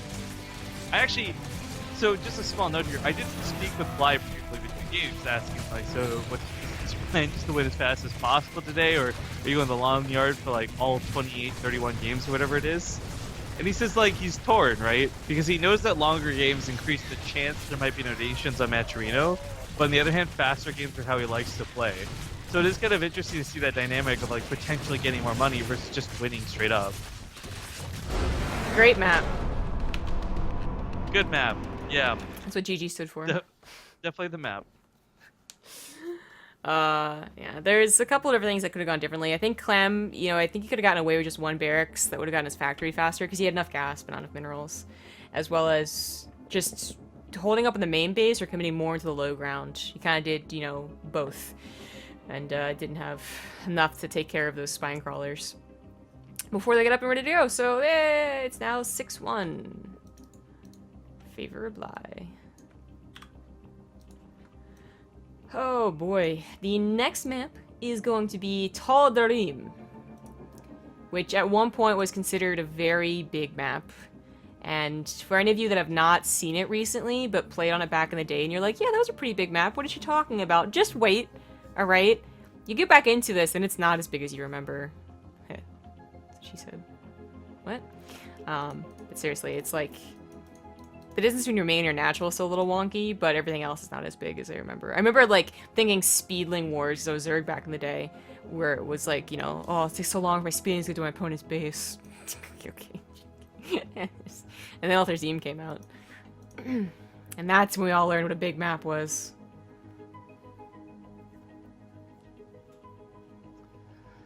Oh, Alterzim Alter. Again, another map I didn't get to play on in its heyday. Another map that I didn't get to experience when everyone else had the worst experience on this map, but did get to witness a bit of from some of these funny matches and silly map pools.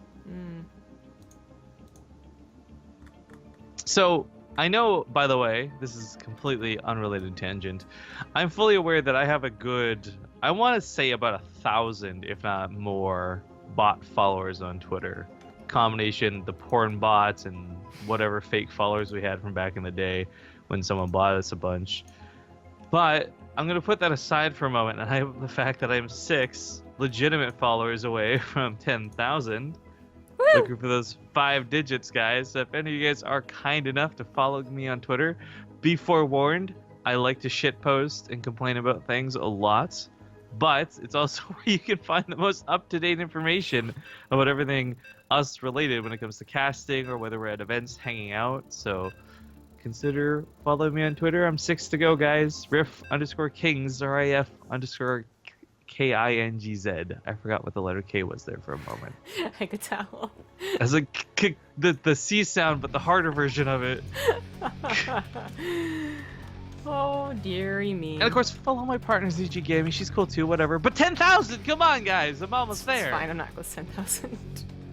Saw you. By the way, if some asshole actually goes out and buys like 4,000 followers and ruins this for me, I will fucking murder you. Like, Go okay.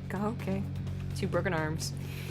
In the I top want to make right? sure that threat What? clear. I mean, I'll murder Zombie Grub, not the person who does it. Oh, feels bad. In the top right as the red Zerg. It's Bly. I'm a hostage, man. Quick gas down too. Top left is gonna be the blue Terran player Clem, and I'm trying to remember. This is that map actually where. Oh no, it's not. Never mind. My mistake. Already confused this for a different one. Well, I can tell you a couple things about the map. So first of all, again, anyone who has played this map in the past and hasn't seen it recently thought it was super big. It's not. Check this out. Like, it's really, like from here to here is not that long. It's like probably Frozen Temple long. All right. Here to here is also not that long either. But back in the day, this was one of the biggest maps you could play on. Then Whirlwind came out. Then Alterzim was like this huge step, and then no one's gotten back to Alterzim standards since then. But you know, our most basic map is Dusk Towers, which is pretty damn long and big. So this is not really. This is definitely 2011, 2012. There are a lot of good games on this map, though, gotta say. But I wanted to really drive that point home to just kind of, you know, showcase like this is why Bly does it. Bly could do an early pool on Frost too, mind you, which is bigger. He does these things, but because it is a short map and the potential of scouting his opponent first could have happened, he goes for an early pool, and it's silly, but that's what he does. The wall off is a bit silly. I love this updated mod command, by the way, from Mecha Crusher Cities. Please stop praying for Rifkin, you're making him too strong. It's like me with the robot arm. Clever. Hey, I can wear shirts again, actually. I should probably start using my camera. I've got a t-shirt on today. It's the Fallout one. I wore a shirt for the first time yesterday. It felt good, man. Or, no, 2 days ago. It felt good, man. Good deal. I'm just like too used to the camera being off, I guess. Bad habits are forming. So, Bly can't do very much. Clem did wall off. He does have speed now, however, so he can't... Clem can't leave his Reaper. Or Bly better tap out. Why? There's just nothing he can do. There's a wall. Oh, yeah, just tap out right now. You're done. Save yourself some time, Bly. It's all... Seriously, though, by going for an early pool, you do cut your drones a lot, so Clem is technically in the better position. It just is... It's always so, like, well, is he? Because Bly's going to come up with something a little bit different. So, for instance, here it's going to be an Overlord drop while denying the natural base. In this case, I would not have minded if Clem had gone Hellions, but he has no idea this is being followed up with Roaches, which has been the follow-up plenty of times, so he's gonna have to go in for a tank. The Hellion, or the Reaper, sorry, is gonna be able to scout that it's not Roaches, and it'll also be able to see how much saturation there is. Oh my god, I forgot about that. Oh, the Reaper jump on this map is so long. It's so close. I guess... Well, Link's managed to get in through the other side thanks to that Overlord, so not a problem for the wall. Manages to find a way around it. Hellions and Marines might actually be able to clean this up. Some nice body blocking going on with the SCVs. But still, workers dying, 5 dead. The fact is, he lost mining too because he had to pull the workers to deal with this. And that natural base might finally go down. But Bly, I'd say, has made up for his opener being a bit too dedicated. Yeah, he's at a decent drone count now. Did not get that scout, by the way, for the Reaper. Just saw the natural. And that's concerning. You'd like to know when Bly is going to get a lair, and I'm going to guess it's a lair. When he has 100 gas. And Clem's just going for a tank thing again, you know? Like, this is not a lot of pressure. Even if he does the single tank job first and foremost to get early pressure, it's not a lot of pressure. And Zerg's gotten very good at dealing with it with just a minimal amount of queens and lings. So that's not very scary. Oddly enough, if Clem had just, you know, he had not lost any units, had been consistently pumping out units, like another tank's already on the way, another medevac's already on the way, the short distance between their bases could be used. This is a very nice ledge, for instance, to use tanks up against. I would be down with that, but unfortunately he just doesn't have that big of an army to use it. So, unrelated here, there's actually another cool suggestion on Reddit, actually, saying, I would have loved to have seen Clem versus Raynor, young kid versus young kid battle, but also 2 young kids who have exceeded people's expectations. I think would have been much cooler, much more fun. I agree. Nothing against Bly. We like Bly. We see him all the time. We're actually probably too spoiled with how much we see Bly. Yeah. Well, this is gonna be denied now that he remembers this is a possibility. Yeah, I guess I didn't consider that about this map, but you do have a bit of dead space in that main, so that's something to take advantage of, whether it's maybe Clem dropping from the south or Bly doing what we just seen. Well, there's the Spire and the Roach Warren, of course, because he always follows it up with the Roaches. The third base taken here, there's unfortunately not many other options. There's a lot of things to talk about for Alterzim. There's a lot of old school map design things to talk about, too. Just like, seriously, the maps that you see in the map pool for the past like 2 years have been very streamlined. And you have the occasional offshoot that is Daxon Station. But even that, when you think about it, the only interesting thing about Daxon Station is that it is so small between base to base. In terms of grabbing your natural and your thirds, they're still pretty obvious, especially if you do grab the third base. And they're pretty close together as well. Tal'Darim is kind of that older school map design where you have this base is far away from this base, which is far away from this base, which not only could screw over the Zerg against Terran, but could screw over the Protoss versus Zerg. So Protosses were the main influence to a lot of map design, by the way, back in the day, but... I know, actually, that was probably the biggest thing. I remember the Sentry Force Field being the biggest, I guess, cock block when it came to maps. It wasn't about Terran SimCitying or dropping or having liberties like they do nowadays. It was all about those force fields. Yeah. And even then, as more people realized that maps might be able to help the balance, you did see third bases getting closer to naturals so that Protosses could actually take them, as opposed to being screwed for most of the game and being forced to base all in. But this is all like history, basically. No. Oh damn, this is the tank. That sucks. Feels bad, man. But, yeah, all history here, not super important to this game because, you know, we can talk all about how Terran can abuse this map. I talked about this ledge, talked about the short rushes and some, you know, here to here, blah blah blah. Bly is always in control in these damn games. You know, whether he starts off with a poor push or not, he somehow brings it back. And you can just see Clem clam up.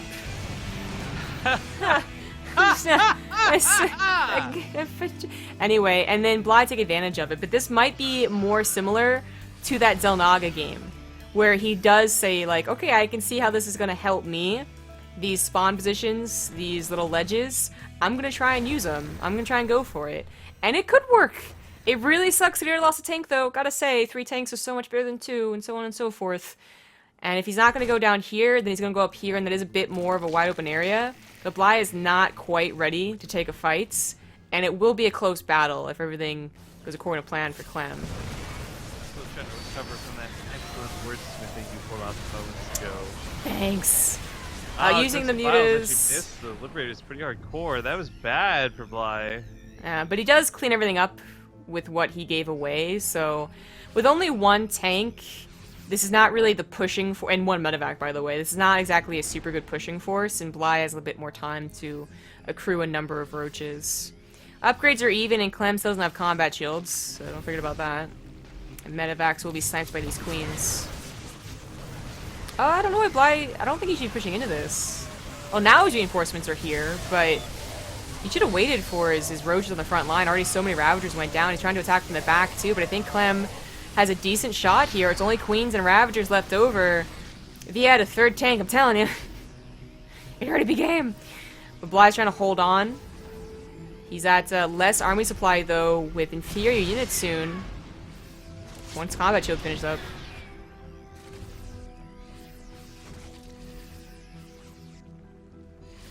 You know, I guess we spent a lot of time discounting him out. I didn't think Bly would actually be in trouble from Clem, but the control of the Marines not looking too bad. Tank, yeah, a little bit dodgy there when it comes to control, but Bly's also not fighting the full force of his army while it defends. There is a counterattack, cutting off reinforcements while this goes on. Oh, nice. It's only a couple of lings, but it's Marauders and Marines getting absolutely gutted before they even have a chance really to get to their front line. Yeah.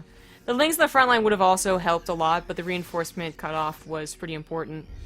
As I think he also was planning on rallying tanks, and that would have been a very good kill. Catches the rest of the units. Oh my god, the Curse of Vials get the tanks! No. I want to point out there, by the way, because I'm sure there's going to be this question brought up at some point. Clem is actually Grandmaster in the European ladder. He's not some random scrub gaming found because they were so desperate to find a player to play. Someone who's risen through the ranks of their Underdogs tournament. It takes place every Monday, where they have specifically non-pros play up to a point where the finals comes around and they have them play against other well-known pros, you know, established players like Daishi or Marine Lord or otherwise. Yeah, Terrence. Yeah, well, again, it's Millennium, I guess French in general. Yeah. So Bly successfully pushed that back, and with killing the reinforcements and the tanks, as kind of won this game, Clem was 2-base all in with that, and it almost worked. Had he not lost that tank to the mutas up here, I think he actually has enough to snowball. Had he not taken a couple more Corsair Bile shots, or the muta didn't kill that other tank on the front lines, things could have been different. I think he had a decent shot here. But now Bly is comfortable getting to a 4th base, has a bigger army, getting upgrades. But just the sheer size of his army is going to win here.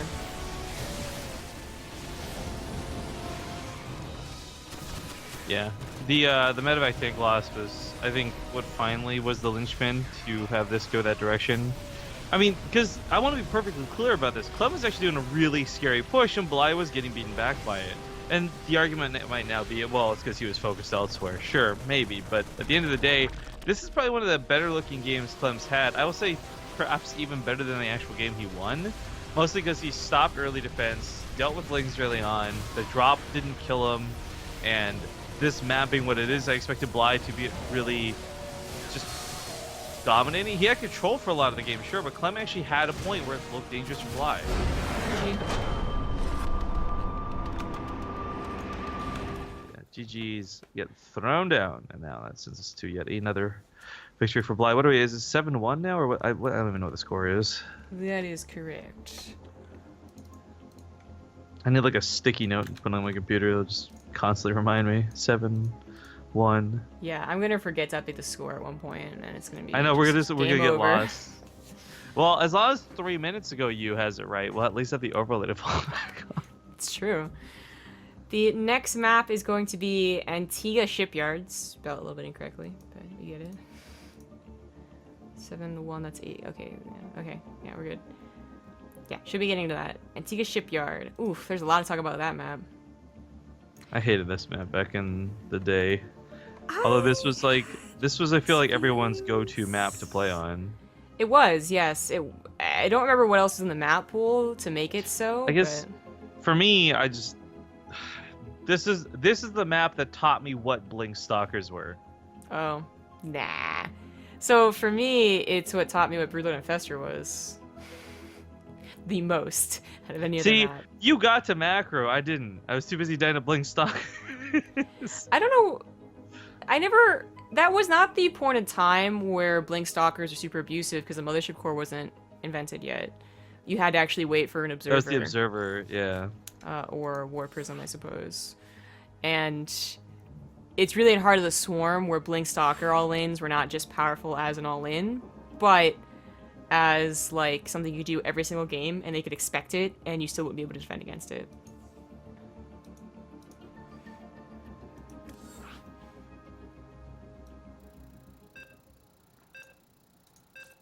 There might not be a Blizzard Antigua. I don't know.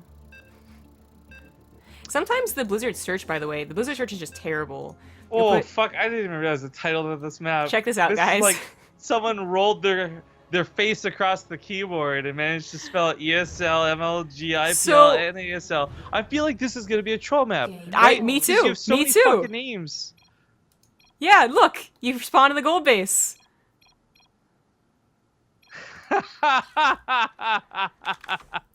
You put official on the end, like, you know it's a troll build.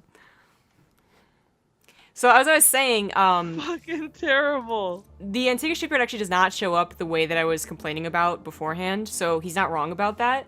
But the Blizzard search sucks. You can type Antiga, you can type Shipyard, you can type Antiga Shipyard, and it won't show up. But if you type Antiga Ship, it will, or some shit like that. Like, that's happened so many times. Can we get this on? You know, we finally have a way to talk to Blizzard. I think this is one of the things we should maybe talk about. Oh, the search mechanic? Yeah. Yeah. Because clearly it's larger. It's like evidenced right now, right here. It's a bigger problem than us, you know? And you got Orbital Shipyard.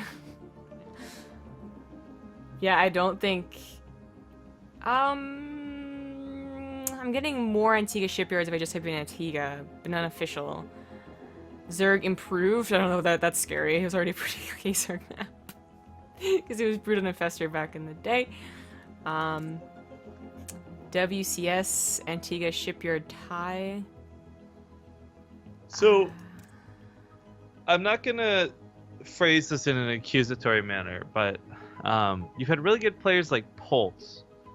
We will say intentionally sabotage their own games rather than throw a match against lesser players for show matches. We learned this when we were working with CM Storm back in the day, and we had him on for a couple.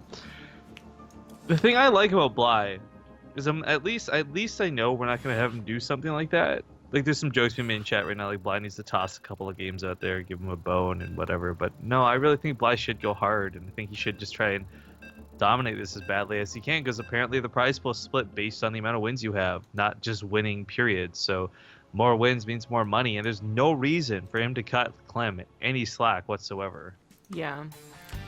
So they ended up getting a map that is so far okay, but there aren't any gold bases in the middle of the map, and that is something that was, you know, argued over in many different tournaments.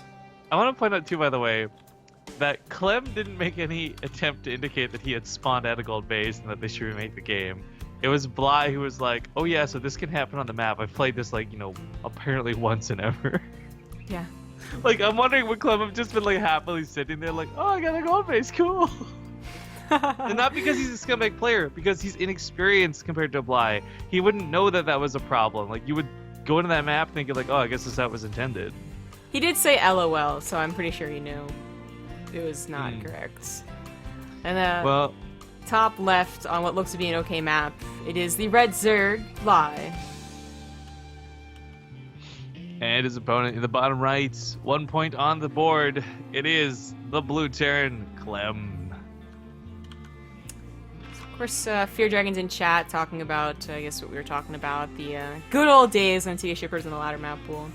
And it was a good map for Terran. That's why I chose it so much. That's why most Terrans chose it so much. It was the only map where they could actually try and kill the Zerg player before they got to Brood and Infestor. Versus Protoss was whatever. Like, I don't think we were really concerned about that matchup, to be honest. So actually, yeah, it realized and occurred to me too as we started talking statistics for this map. The fact that this map actually carried over into Heart of the Swarm for a small period of time, I believe. Because, a very short period of time, yeah.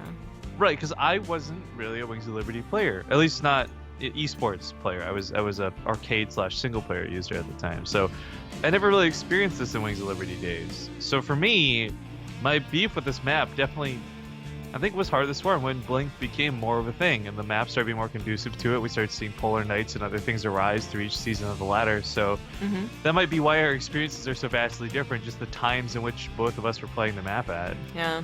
I remember I liked this map well enough, but because it was a Broodlord Infestor era, it was just like no one liked the matchup, whatever map it was. And keep in mind, I had only played Broodlord Infestor. I switched to Terran as Broodlord Infestor was getting popular, so I wasn't even Terran for all of Wings of Liberty, but I was Terran for the most frustrating part of Terran's lifespan. Oh, don't get trapped, please. But I just remember, man, like, this had the stereotypical game that, like, I had a young game, okay, on this map, where, like, I 100% should have fucking won this game, but flipping Broodlord Infestor was so imbalanced. Like, I was so angry, but it was at a live LAN, and I can't believe we lost that Reaper. That really sucks. To slow Lings off of creep. Yeah, and he didn't get a scan. He didn't get a scout on the lair. That was really bad. And he's doing the same build he's been doing. So here's the problem I have, right? You've got good players like Polt as an example here, right? Or Beyond even. They go for the same openers and they play the same styles, and they don't need to change it up because they've perfected it. I don't think Clem has perfected this by any stretch of the imagination. And in fact, I don't even think this particular way he does it is worth perfecting. So you talked earlier, I want to say like 3 or 4 games ago, about adapting the series. Like, okay, maybe you start off down a bit and then you just like, you finally realize what's up and you change it up. Clem's not making any indication to try and do that. He finally is. Reactor instead of a tech lab. But my only, like, little asterisk I can put here is like, he might use this for Liberators again, as he has been doing rather than Medivacs. He has been building a tech lab, though, first. But you're right, he might use it for Liberators. And the funny thing is, this might be the one time that's not a bad choice. There's that fast fire coming out of Bly once again. Yeah, which he didn't scout. And he has no scouting on third base either. One Medivac into Liberators, I'm thinking. Maybe. If it's Medivacs, I feel like this is mistimed somehow. Well, first of all, he's supply blocked, so it's, you know, clearly mistimed. But yeah. I meant for the stim, because stim usually finishes up quite close to the Medivac, so that by the time you actually drop, it's all Gucci and all done. I wasn't paying close enough attention because I was remembering ragey days to the build, but yeah, the rose-tinted glasses weren't good things. It was like blood on the glasses. I was so mad. I actually got to ghost too. Like, people were always like, "Terry, you just go ghost and EMP the fungos, and then they'll be fine." I actually fucking did that. Anyways, well, I mean, you could EMP the fungos. You could also, that was when snipe wasn't weird like it is now, and I guess. Oh, like, that was after the nerf. Okay, because I was gonna say I remember seeing VODs of games where like snipe was broken as fuck back against Broodlords and stuff. Actually, this should time out close enough. Yes, you know, you could just multi-snipe Broodlords down, and it was insane, but it was instant too, not like it is now. And he got the wall off for the lane counterattack hop, and this is very key with this build, so I'm glad to see that he adapts to it, because that Exhibition Lost game was so bad. But Stim is just barely finished up. There you go. Okay, so the timing was fine. The guesswork was off. I'm still pretty angry about that game. And he does have now a possibility to control this game. This is a very funny little combination of builds, because you get the 60 Marines down and unloaded before the mutas are out. That means the mutas sometimes can be microed against. You know, focus right down on the mutas, focus down on the Marines. We saw Byun have the same situation arise, I think, against Bly. And he was able to stutter step around the Lings, kill about 20, and then actually get out. There's 2 full medevacs that didn't even kill 1 Mutalisk, by the way. Like, so, that's depressing. On the flip side, the mutas come out, the Lings hit us around on creep, and the Glaive Worm is actually so powerful that it gets cleaned up. So there's like 2 different ways that could have gone, and one of them is like Byun, and the other one is like everyone else, basically. And Clem unfortunately had the everyone else situation where he just ended up losing both of his medevacs. Front door getting attacked by the legs. Mina's going to try and help open the doors here. It's kind of funny, you notice he's targeting down the engineering bay instead of the supply depots, which would be easier to kill, but also the engineering bays are a much higher priority, as Clem will need upgrades to even have a chance to fight against Bly. The Mutalist control is not too bad. One Liberate, obviously not too scary, but he will have to take care of that at some point. Dives in, there we go.